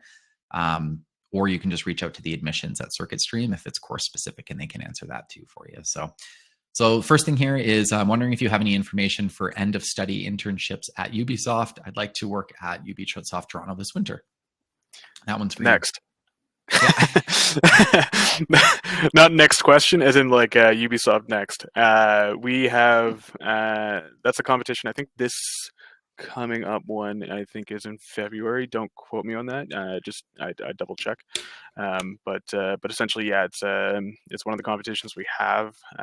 Essentially, folks enter and apply for it. They do a project related to the field that they're going into it for. So like programmer, 3D or graphics artist, level designer, doesn't matter what it is. And yeah, it's winner very oftentimes gets an internship. In some scenarios, second, third place also get internships as well. So that is like the most direct avenue to a potential internship for Ubisoft, for example. Totally. And I mean, we have our pitch days and our boot camps. I'm connected pretty closely with a lot of people from Ubisoft, and I think we've had a couple of you folks in our pitch days before. Pitch days are just for the students at the end of the course where they get to kind of show off their portfolio, their capstone projects. And when we bring in individuals like Jordan into those, it's not that they necessarily have immediate hiring opportunities. Sometimes they do. Sometimes they have contract positions. Sometimes they have internships. Sometimes they have nothing, but they may have something 5-6 months down the road, which is oftentimes why the exact scenario with what Jordan said happens, where he applied, he heard nothing back, and 5 months later he had the opportunity. Very, very similar in things like our student pitch days, where we will do our best to bring industry professionals in, let people kind of view your work, and then if they have something and they think that you're a good fit, they'll either reach out right away or when the opportunity comes up. So just a little add on there. All right. Sorry. I guess I was like, yeah, we're going to do 20 seconds. We just did 2 minutes on the first one. So let's try and go through this. So can people under 17 enter? Yes. I mean, the course itself is an adult course. However, we do make exceptions sometimes for students who are 16, 17, depending on their skill set. We do also have teenage courses available for 13 to 18-year-olds. They are a little bit more beginner. They don't dive nearly as deep as the full adult boot camps do. They only run for a couple of weeks, whereas these boot camps run for 6 months. So just have to kind of decide which would be the best. But there are education options that we offer for both. Do recruiters value if you've made projects using different languages than the ones used by the recruiting company? Yeah, absolutely. I mean, it makes it easier for them to find a company for you to work at. So if I'm like some kind of special contractor and I'm trying to find like dirt and sand, I'm going to go to the place that has dirt and sand as opposed to one place that has dirt and one place that has sand, right? That's a good analogy. That was easy. um, all right. So, what resources and or techniques do you specifically recommend for learning linear algebra deeply, or at least sufficiently deep level for game programmer? These are totally questions for you. What VCS should you learn and use? Preference? What advantage does whatever VCS you recommend? Okay, I'm going to let you answer this one, Jordan. So as far as resources for learning linear algebra, honestly, I recommend looking into techniques used by 3D programming. Um, there's a few different books. I wish I knew what they were. Maybe I could send them to Tyler afterwards to send out with the recording or something. Um, but yeah, no, linear algebra is like the core of 3D programming. You can also do additional things like learning physics and whatnot in a game engine in a frame by frame basis. That'll typically be pretty appropriate, and understand how those core concepts for each of the things actually work. So, like quaternions and vectors and how it's actually affecting your transforms and all that kind of stuff. So, as far as VCS, I assume you mean version control because you said Perforce. Uh, Honestly, just use what you're most comfortable with. If you can learn more than one, that's great. I'm great at Perforce, but I suck at Git. Uh, but some other folks or some other companies might be looking for someone who's good at Git and terrible at Perforce, right? And so it just depends on the place. The more you can know, the better, essentially. Totally. All right, he answered that much better than I would have been able to. All right, when applying for game positions, how valuable is a portfolio of games or other programming projects? I feel like Massimo, we probably touched on this quite a few times throughout the presentation here today. I think from my perspective, it's important to have some sort of way to kind of visualize and showcase what your skills are and explain them to the studio, and even more so tailoring it more specifically to that job role and making sure that you're kind of showing them the skills that they're going to want to see. But Have yeah, at if you least wanted one to add good one though. anything, yeah, Have at least one good one. You can have 200 terrible ones, but one good one is better than that. totally. Totally. All right. For trying to get into an intermediate game dev role that asks for 3 to 5 years experience and has never worked in the industry before, what would you say participating? Sorry, would you say participating in game jams and working on creative small portfolio projects in Unity and Unreal is a way to become a good candidate for such roles? So it is kind of tricky. I'm not going to directly say yes. Typically, when individuals are looking for a 3 to 5 year experience role, they'll oftentimes tack on like has shipped a game on top of that, or has been through a game dev cycle. And Unfortunately, working on small projects doesn't necessarily fit the bill for those. It doesn't hurt if you have 2 years experience and like you've released an indie game or you've something along those lines, for sure, absolutely. Um, but yeah, there's a good chance that someone with 3 to 5 years in the industry is going to be vastly picked over someone who has 3 to 5 years just working on personal projects. Totally. Okay. And then Samson, you've sent through a few questions here. So, what advice would you give to a 15-year-old grade 10 student who's interested in a game developer career? Um, Go If ahead. you're already interested, you're way ahead of the curve. Uh, Honestly, yeah. So the unfortunate part about being 15 is you probably won't have the resources that an average person would have at, say, a university or something along those lines. But doesn't mean there aren't millions of resources out there. You could still maybe beg your parents for money, go on Udemy, or see some YouTube courses, or take a boot camp, or something along those lines, and get the skills before even getting into university, and you'll be so far ahead of everyone else that it'll be crazy. Um, but yeah, honestly, just get into it, start working at on a personal project. You're too young to work a full time job, but yeah, no, uh, that's my strongest recommendation, is just like start building an indie game. I think you're in the perfect position for it, because you don't need to worry about bills or anything along those lines, or at least I hope not. Yeah, just start getting experience as soon as you can, honestly. Like there's no, if you're interested, you're interested, there's really no young age that's too young to start, teaching yourself. If you were looking for options, Samson, we do offer teen courses for 13 to 18-year-olds. And we offer specific gaming courses. So just go to, if you're interested in that, go to circuitstream.com, uh, hover at under the course information, and I think it says for adults and it says for teens, and you should be able to see the cohort information and what we've got there. So There's some folks that get into game dev at the age of like 6. So yeah. honestly, we have a lot of parents that reach out and ask if kids would qualify for our adult courses, and oftentimes they end up in the teen courses too. But the odd time we've had 15, 16, 17-year-olds who absolutely have qualified for the adult courses because they started young. So it's quite interesting. But all right, how much time do you spend in front of the screen? So this is a hard answer to give, because I don't know for you specifically how much time we probably spend. Weirdly enough, I'm not a programmer. I do no coding, but we probably spend a similar amount of time in front of a screen. I wouldn't be surprised. Yeah. A terrible amount of time. Way too much. If you get chances, like occasionally get up and walk away from your computer if you find like you're getting too much screen time. Personally, for myself, as sort of a side hobby, I'll do an absolute ton of biking.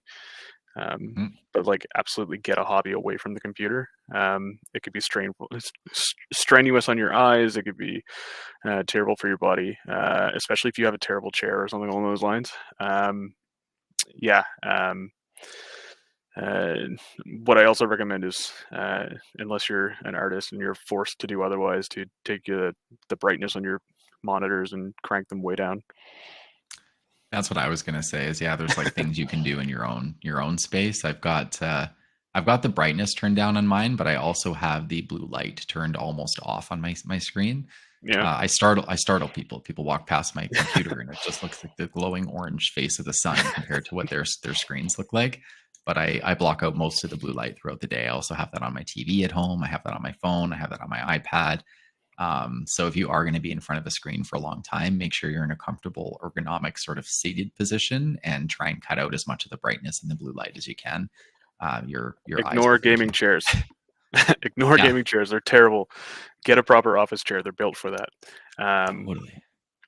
um, but also, if you have a prescription or something along those lines for your eyes, you can also get glasses with blue light filters. So Actually, I think mine have blue light filters on them too. So I'm like doubling the blue light out of everything here. haven't seen the And color blue in years. yeah, I've never seen blue before. Um, so yeah. Oh, so this one, do you see a lot of programmers with ADHD? Absolutely. From my I experience, I I have. can But name like 3 or 4 that are on the UI team. it's very, Yeah, very common. It's yeah. yeah. And this one too. How many females are in the gaming industry? Is Ubisoft female friendly? In terms of the gaming industry, I've had a number of female speakers come in, and I know there's a lot. I know personally, I know a lot, so that's all I could really say to that, I guess. But you can answer for Um, Ubisoft. One of, I mean, actually, it's depends on the role, honestly. Um, uh, Now, while we're kind of pushing away from the stigma of programming being like a boys' club, um, uh, which is honestly a good thing that it's pushing away from it.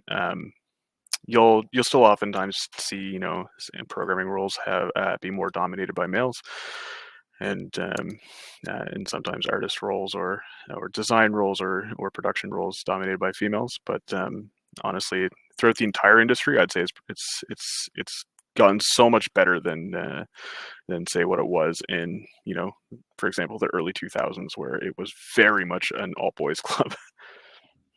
Totally.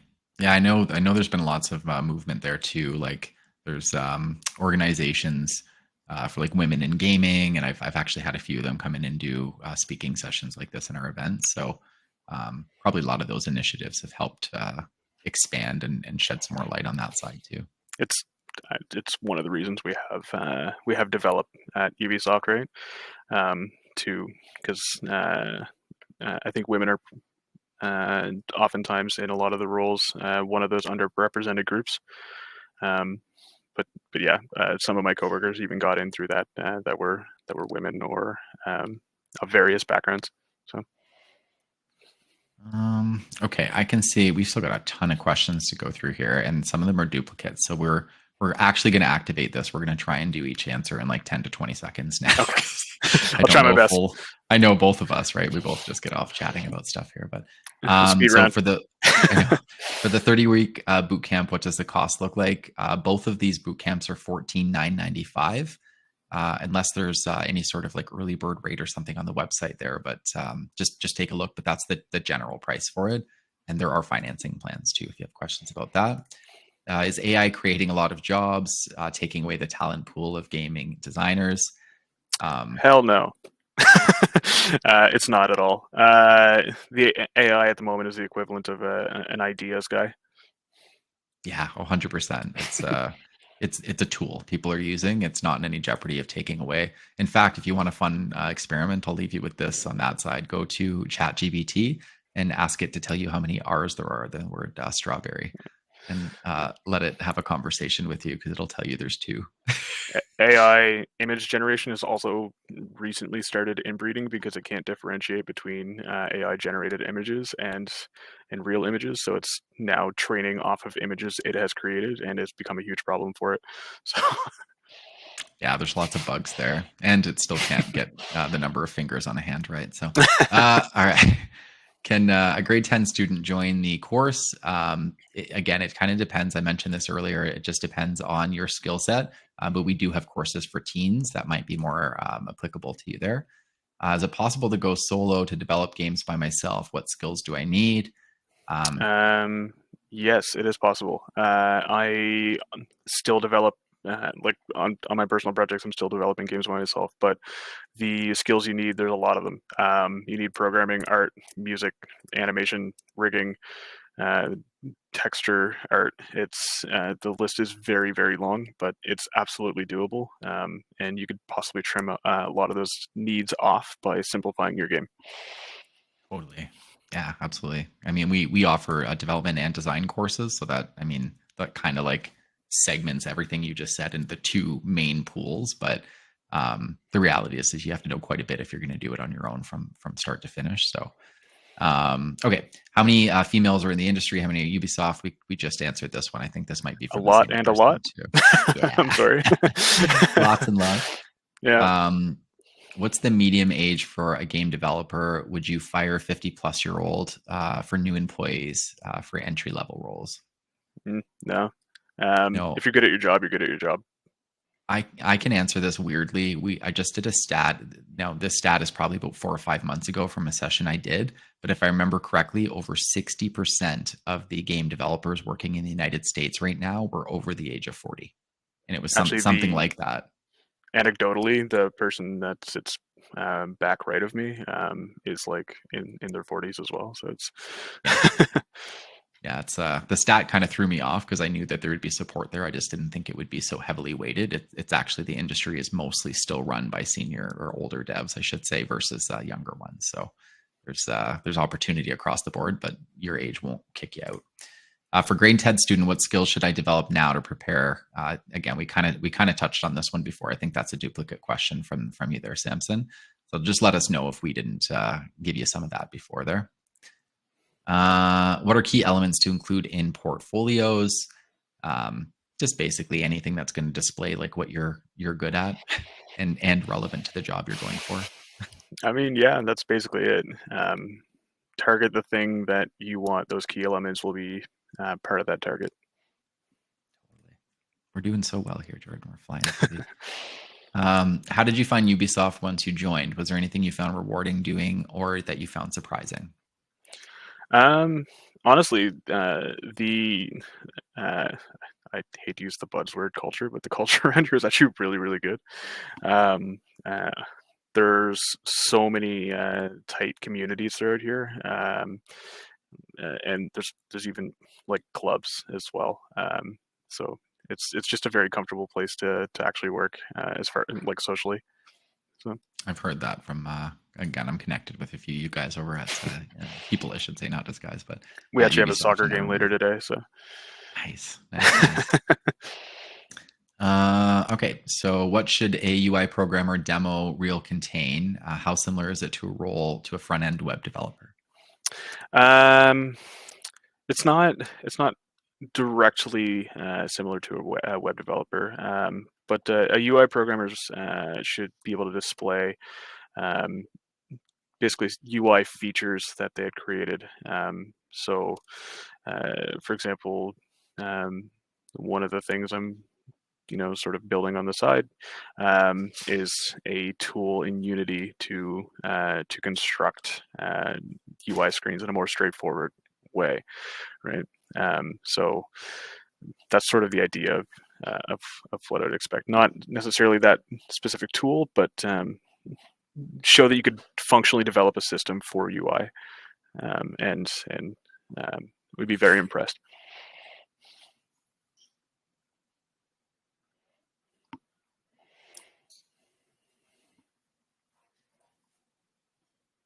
Oh, I think you're muted. Oh, sorry, I'll say that again. Are non-professionally used game dev programming platforms such as Roblox or Scratch good to put on resumes? Probably not. I'll be honest. Probably not. Just because they're very child directed. Um, I And guess not that's really kind of the giving you best way. the key. Like it's kind of like, I don't know. I feel like, yeah, it's maybe Yeah. child is whatever. Would AI take away your job? Absolutely not. Um, or would AI programs save you a lot of time? It saves me a lot Ideally, of time. yeah, I was gonna say ideally it's supposed to save you a lot of time. I mean, I use AI tools constantly too, but um, it's just for initial copies of work. You still have to go over and you still have to review it and you still have to revise things and make it Yeah. your own and make it make sense. And so AI is really, really good at small code snippets. It's really, really terrible at designing a full-fledged programming system. yeah, totally. Okay. Jordan, I'm an aspiring game dev. In your opinion, should I one go straight into indie and flop around, fail, learn, repeat, or go to a mid triple A, learn from a big team, and break off into indie? That's a really good Okay, question, by the way. how do I answer this quickly? So, like most questions, the answer to this one's kind of it depends. So it depends on your living condition, your like, do you have money saved up? Do you have to spend money to live right now? For example, we had the other individual who's 15. Uh, and what your goal is. There's kind of a gamble in both directions. The gamble with mid to AAA is that you may struggle to find a job in AAA, or you may not. The disadvantage with indie is you're kind of gambling on not having any money, and trying to build something with that. Now there are grants and stuff like that you can get to sort of have your project start up. Even the Canadian government offers grants for those. But it really depends on the direction you're trying to go for. The safest solution would be to find your way into a job where you're secure and then work on it on the side. But of course, that comes with an additional gamble of potentially burning out and all that. Totally. All right. I think you did a good job at answering that quick. I tried my best. Um, It's such a potentially long question. this is a great question. I'll let you answer this one, Jordan. What is UI? User interface. What's Any UX? interface, user experience. There we go. I have to know those for fired. I was like, the other one might be coming up in two or three questions. Yeah. So Yeah. No, it's essentially anything that the user interfaces with um, is kind of the wide sweeping term. So if you press a button, it's UI. If yeah. yeah, if you have to look at it, it's probably UI. Yeah, I always give like the example of a Netflix menu and like, things starting up when you're clicking on things and going through. That's a really good UI UX experience as you're going through. Would you discourage jack of all trades portfolio instead of being focused on one skill? Not if the jack of all trades portfolio demonstrates your skills really well. Uh, yeah, I guess that's kind of the answer. Yeah, if you're a true jack of all trades, if you've just kind of touched on a few different areas and you're not really, super skilled and you're just including it in the resume to bulk it up, that would probably be where I'd say it's not as effective. But if you actually are good in all those different areas, then it's absolutely relevant to include that for sure. Is data security role a popular part for getting employment? How do you design a different security layer for a game? Um, so security layers for games aren't really a major topical issue. If you're in data security, there's a good chance that you'd be working more directly with the company's interests, um, whether or not you're protecting a lot of the user tracking data and all that, and yeah, things along those lines. There is some security layers and all that kind of stuff for game development, but yeah, it's not the most strong target for security. It'd be within IT and all that. Okay, and this next one's for you too. Hi, Jordan.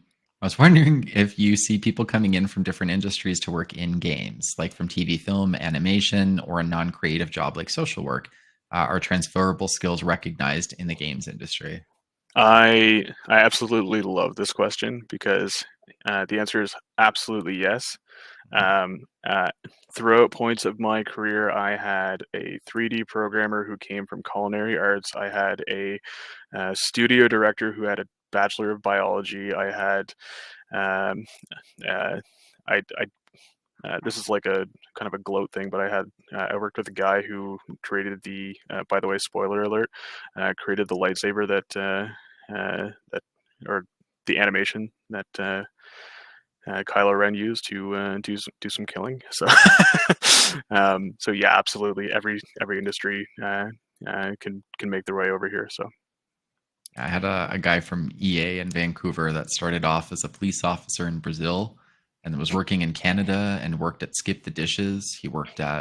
God, he said he worked at like 4 or 5 different places, and now he's a programmer with EA in Vancouver. And yeah, just yeah, it's funny. He was saying all the skills that he transferred that he'd never imagined would have transferred from like a Skip the Dishes job into his gaming job.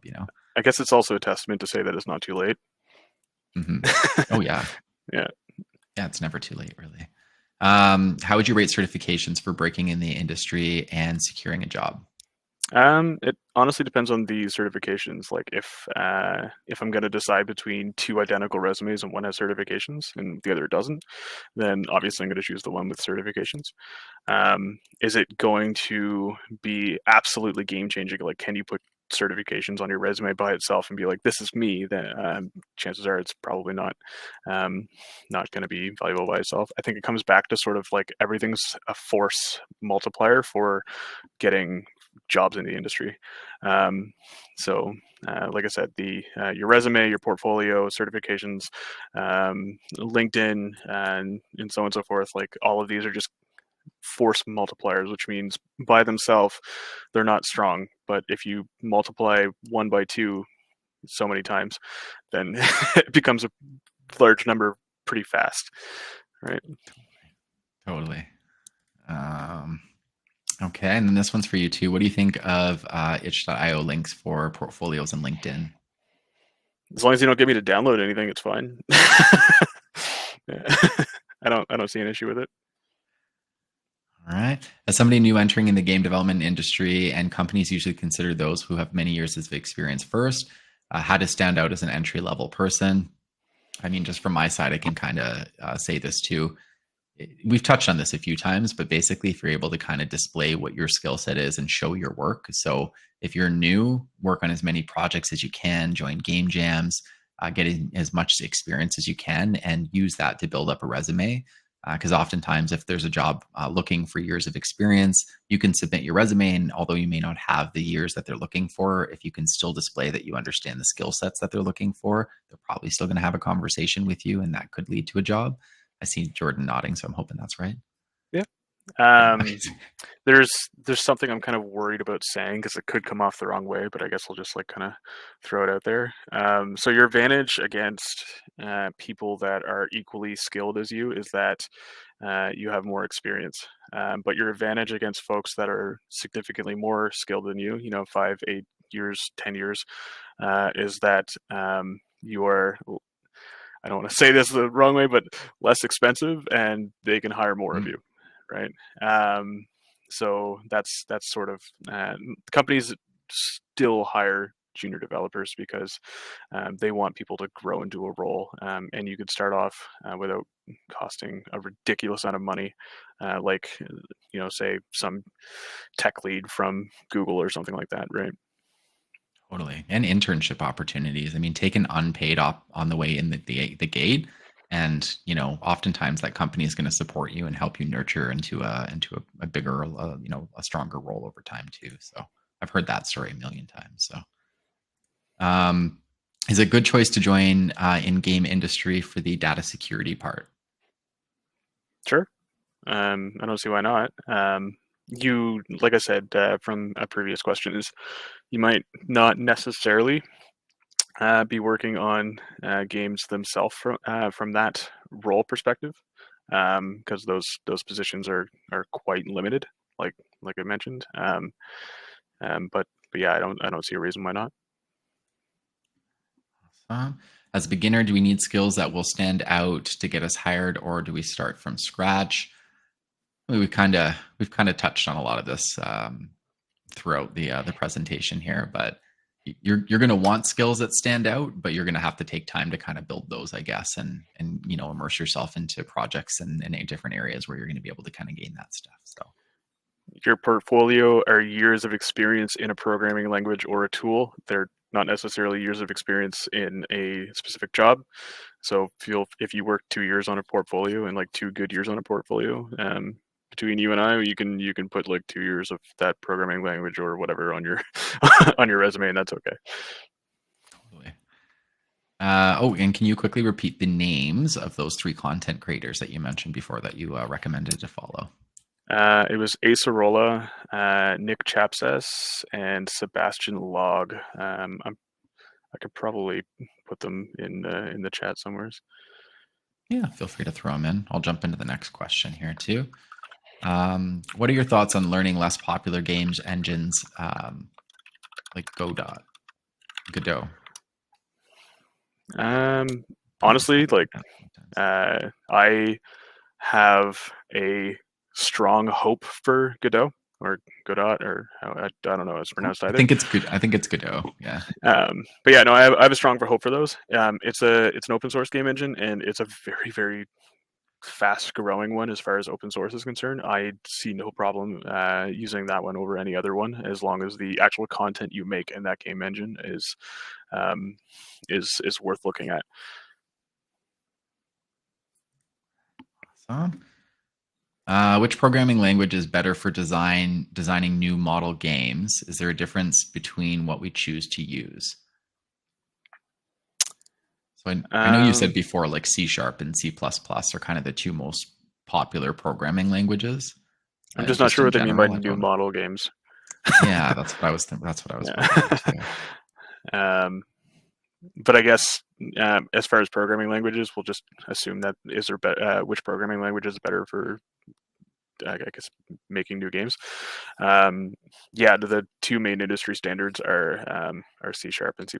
I think Rust is on the rise. Python is okay. It's not really used for games themselves in the industry, just because it's maybe not as optimized due to its intent as other programming languages. But yeah. But also think of programming languages too, and this is from somebody who doesn't use them at all, but they're oftentimes considered to or compared to actual speaking languages in the sense that once you know one, it's quite easy to learn, or a lot easier, I should say, to learn another one versus somebody who has no knowledge of a previous coding language. So it'll I like probably comparing help you them. if you have, but I like like if comparing you, them to tools. okay, Typically, yeah, yeah, because if you could think about building a house, which is what your game is, your game is your house. Um, when you need a hammer, you should have a hammer, and when you need a saw, you should have a saw. But you could still hammer a nail with the back end of a saw if you want, right? it's a really good So analogy. I like that. That's fantastic. it'll just be a little Um, harder. Yeah, you could still do it. It just might not work as easy. It's not the right Yeah. tool that you're supposed to use. So, is Blender app a good choice for design and improve a game world from start with Python-based language for giving different action to subject? So, is Blender app a good choice? Um, Blender is a good choice for a lot of things.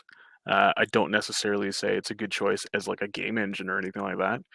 Um, but like I personally use Blender for 3D modeling, rigging, animating, and all of those. But I think because it is a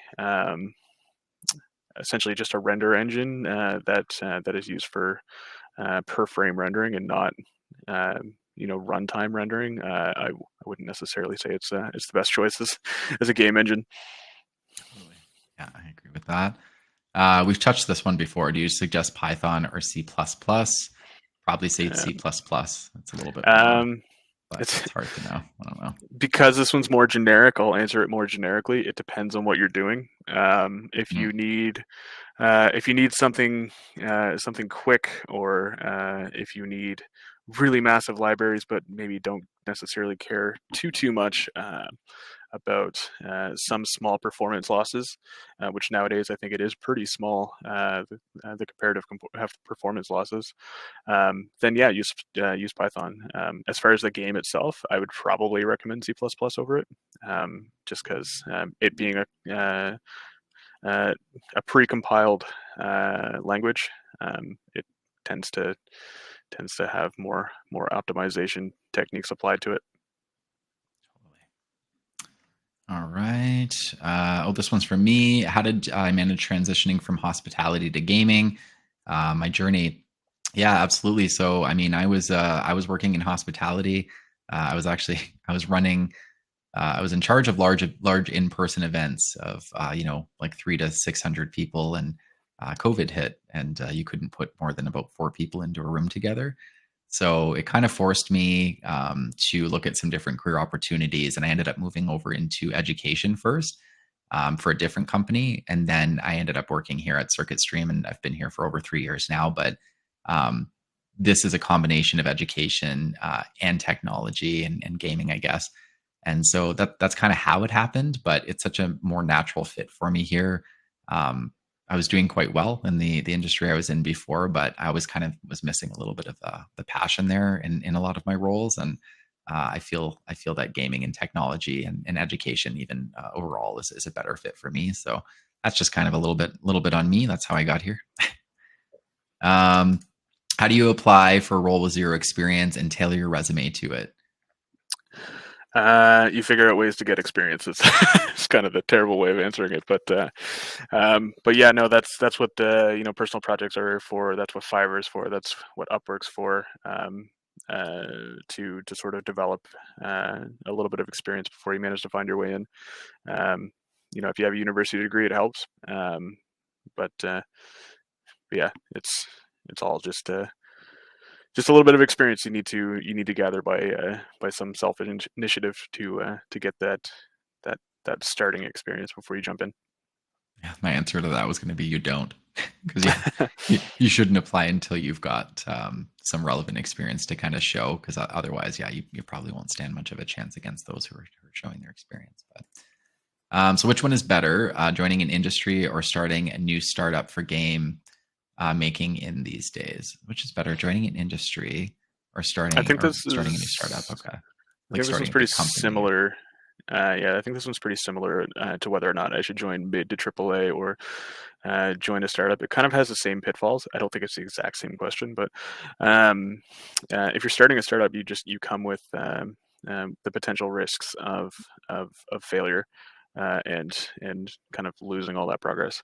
Um, Whereas you do have a little bit more security when you join in the industry. Um, and I think I realized I misunderstood the previous question just a hair, but yeah, if you're joining a startup, the risk is on them and not you at least. But yeah, your job security is just a little bit lower. Okay. Are the bootcamps supportive of neurodiverse students? Yeah, absolutely, Kristen. We would just kind of work with any of our students and make any sort of accommodations that we would need to. So, Erin on our team is amazing. She kind of connects with students in any regard like that. You just have to connect with her and let her know what the circumstances kind of look like, and we would make any sort of accommodations that we would need in terms of the bootcamp education and how we deliver it for you. So. What computer setup would you recommend for people entering the gaming industry? That's such a funny question to me. Mac or Windows, and what kind of specs? And sorry, Bonnie, I don't mean to laugh at you. I just laugh because we get this question all the time, and it's just a tried, tested, and true response for Mac versus Windows for game development and design. And now I'm curious what Jordan's It's going to say. I mean, it's Windows. Just because most of the industry uses Windows. Having a Mac is useful if you want to do iOS development or games on iOS. I think also because they don't actually let you publish to the App Store unless you have Xcode and a license and a Mac. Um, but um, but yeah, that's sort of the answer to that one. Every single PC that I could see right now is a Windows PC.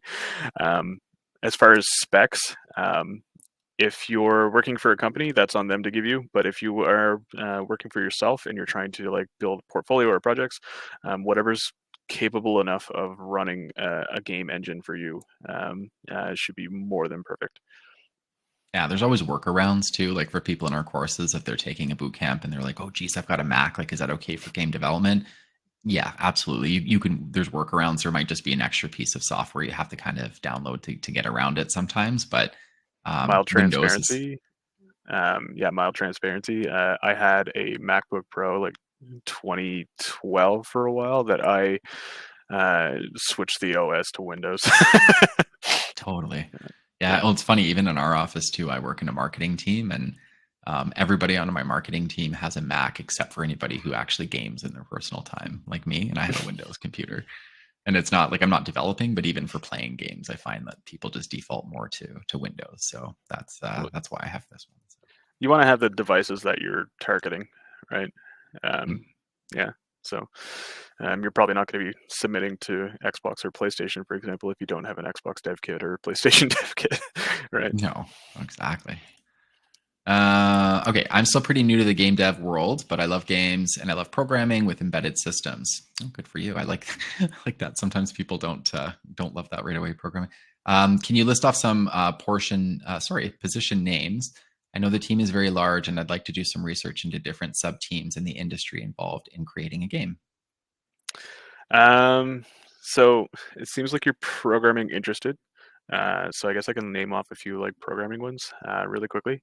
Off the top of my head, like AI, gameplay, physics, engine, graphics, UI, IT, DevOps. Um, there's a lot. Um, oh, and 3D programming. Yeah, there's an endless list of programming roles in game dev. Oh, I And guess just look online too. audio programmer as well is another one, but And look on places like Indeed and stuff too, and just look for the types of roles that they're hiring for, and you'll find a whole bunch of that stuff too. ooh, pro tip actually, go on AAA or whatever websites and look at the roles they're hiring for, and it'll give you a good idea of what roles are possible for various roles. Sorry, I'm just muted to have a drink there. Um, okay, awesome. A few more questions here. I have a VFX background, and I don't know coding. Do you think the boot camp would get me to an entry level job? Um, so absolutely. I mean, the boot camp would get you to a position where you would qualify for an entry level job.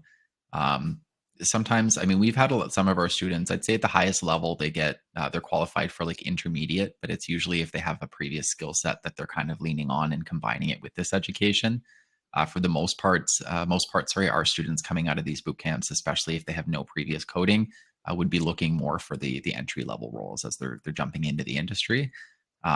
It's kind of the same thing as any industry, really. Like we can give you the education, but you're not going to be in a position to jump in or apply for like a senior level developing manager at Ubisoft the day after you finish a boot camp. You might need like a couple years experience before you're going for something like that. So I'll take it. yeah, Jordan's ready. For all intents and purposes, that's just a joke. I'm not. Yeah, yeah, you're good. You get 20 resumes after this. Yeah.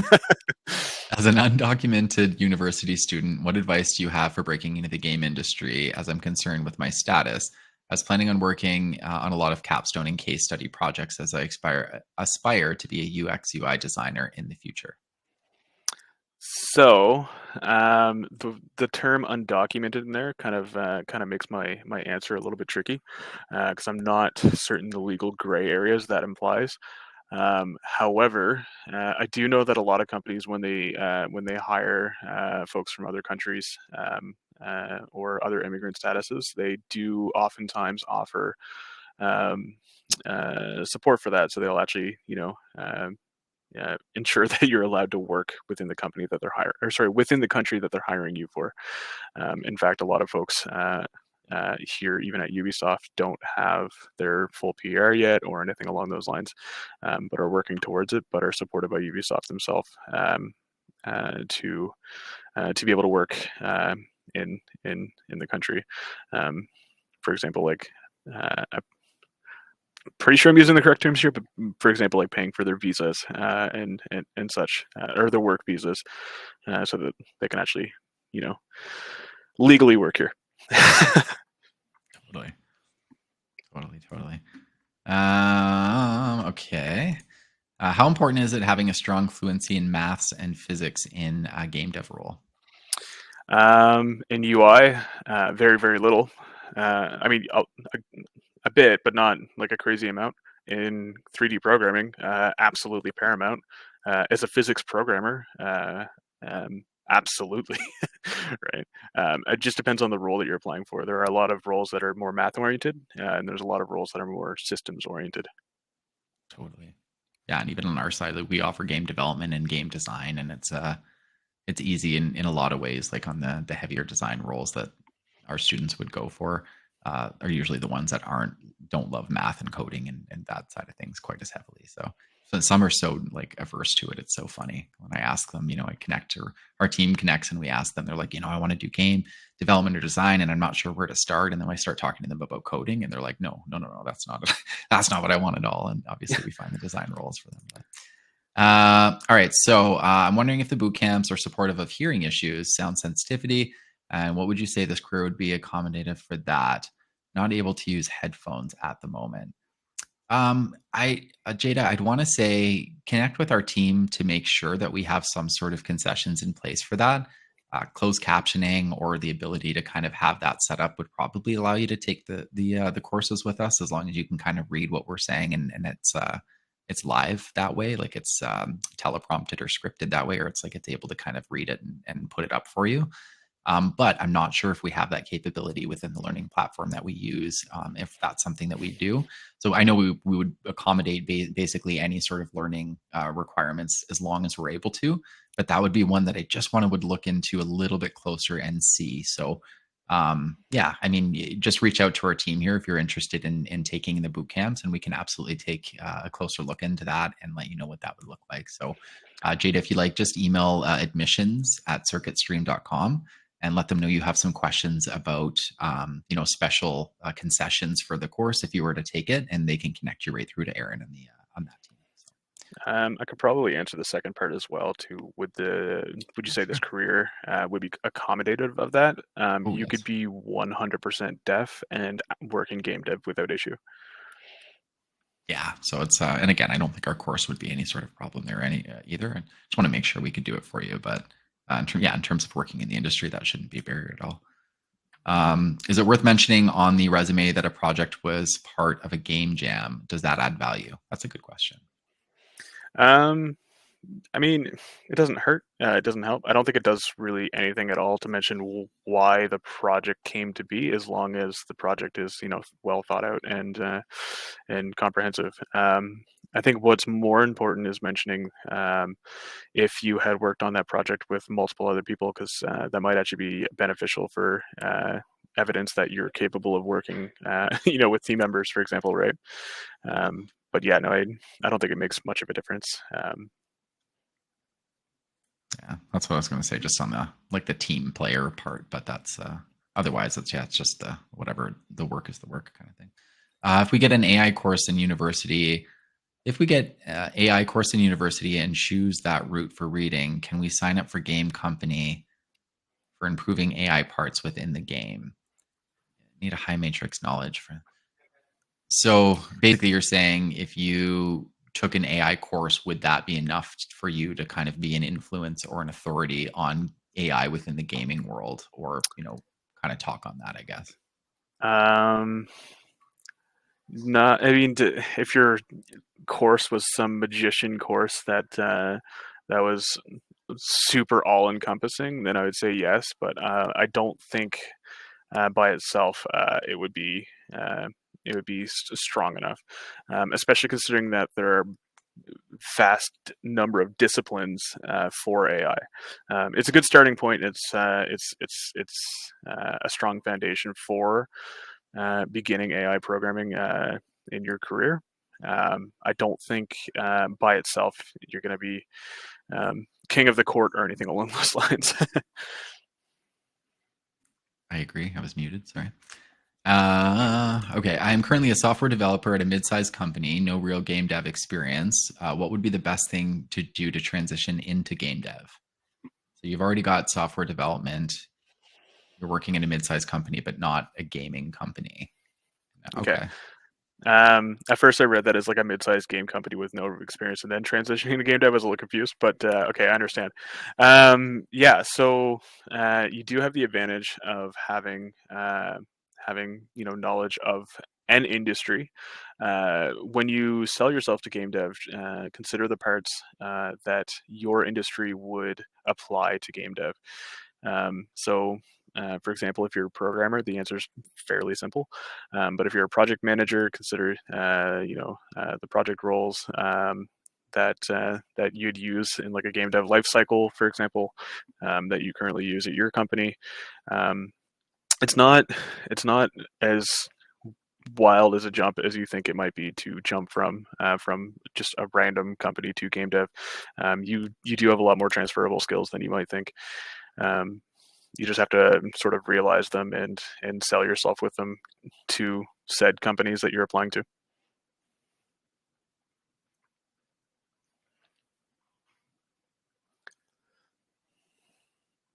Yep. Muted again. I don't know why I keep doing that.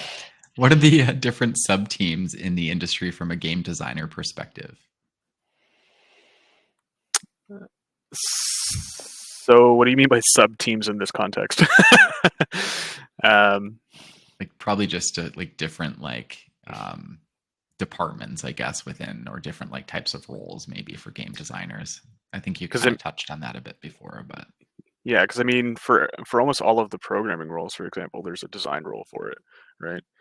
Um, so like UI programmer, AI programmer, gameplay, physics engine, all of the design rules for that are just kind of laying out the blueprints for what should be expected for those developers to sort of build there, right?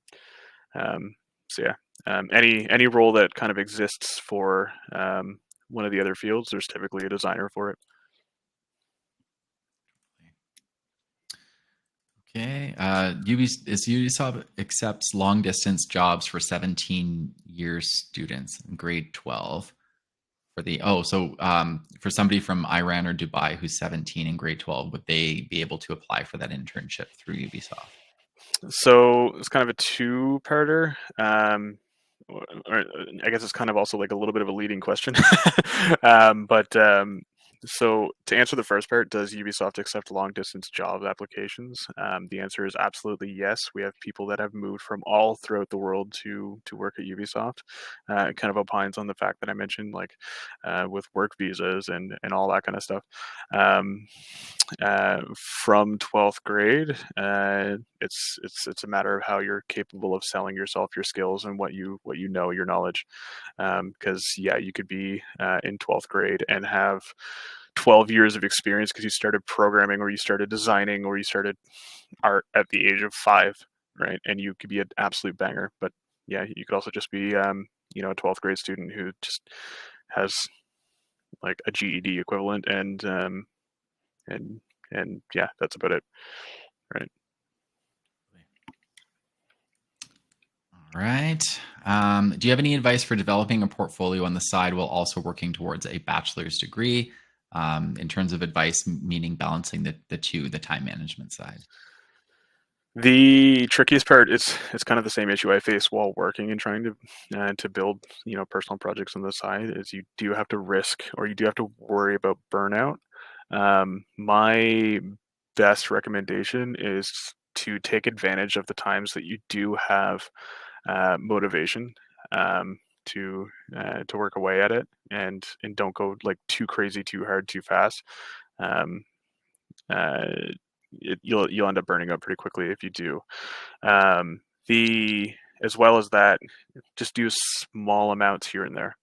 Um, like one piece of advice I ended up picking up from the industry or from watching various people is even if you don't intend on drawing, make one mark on the page and see where it takes you. Um, and if maybe you end up making 2 marks, maybe you end up closing the book and calling it a night. But just like set yourself up and just make that one small line. Um, yeah, uh, it is tricky. The doing it while having a bachelor's degree, getting a bachelor's degree in the first place, it can be exhausting um, and a lot of work. But yeah, just try to find the occasional hour here and there, maybe, and eventually you'll actually have something worth speaking about. Totally.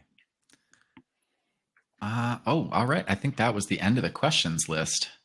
Whew, we just got through a lot of questions there. Um, all right. So, if anybody has any questions there that we didn't answer today, feel free to reach out to our admissions team.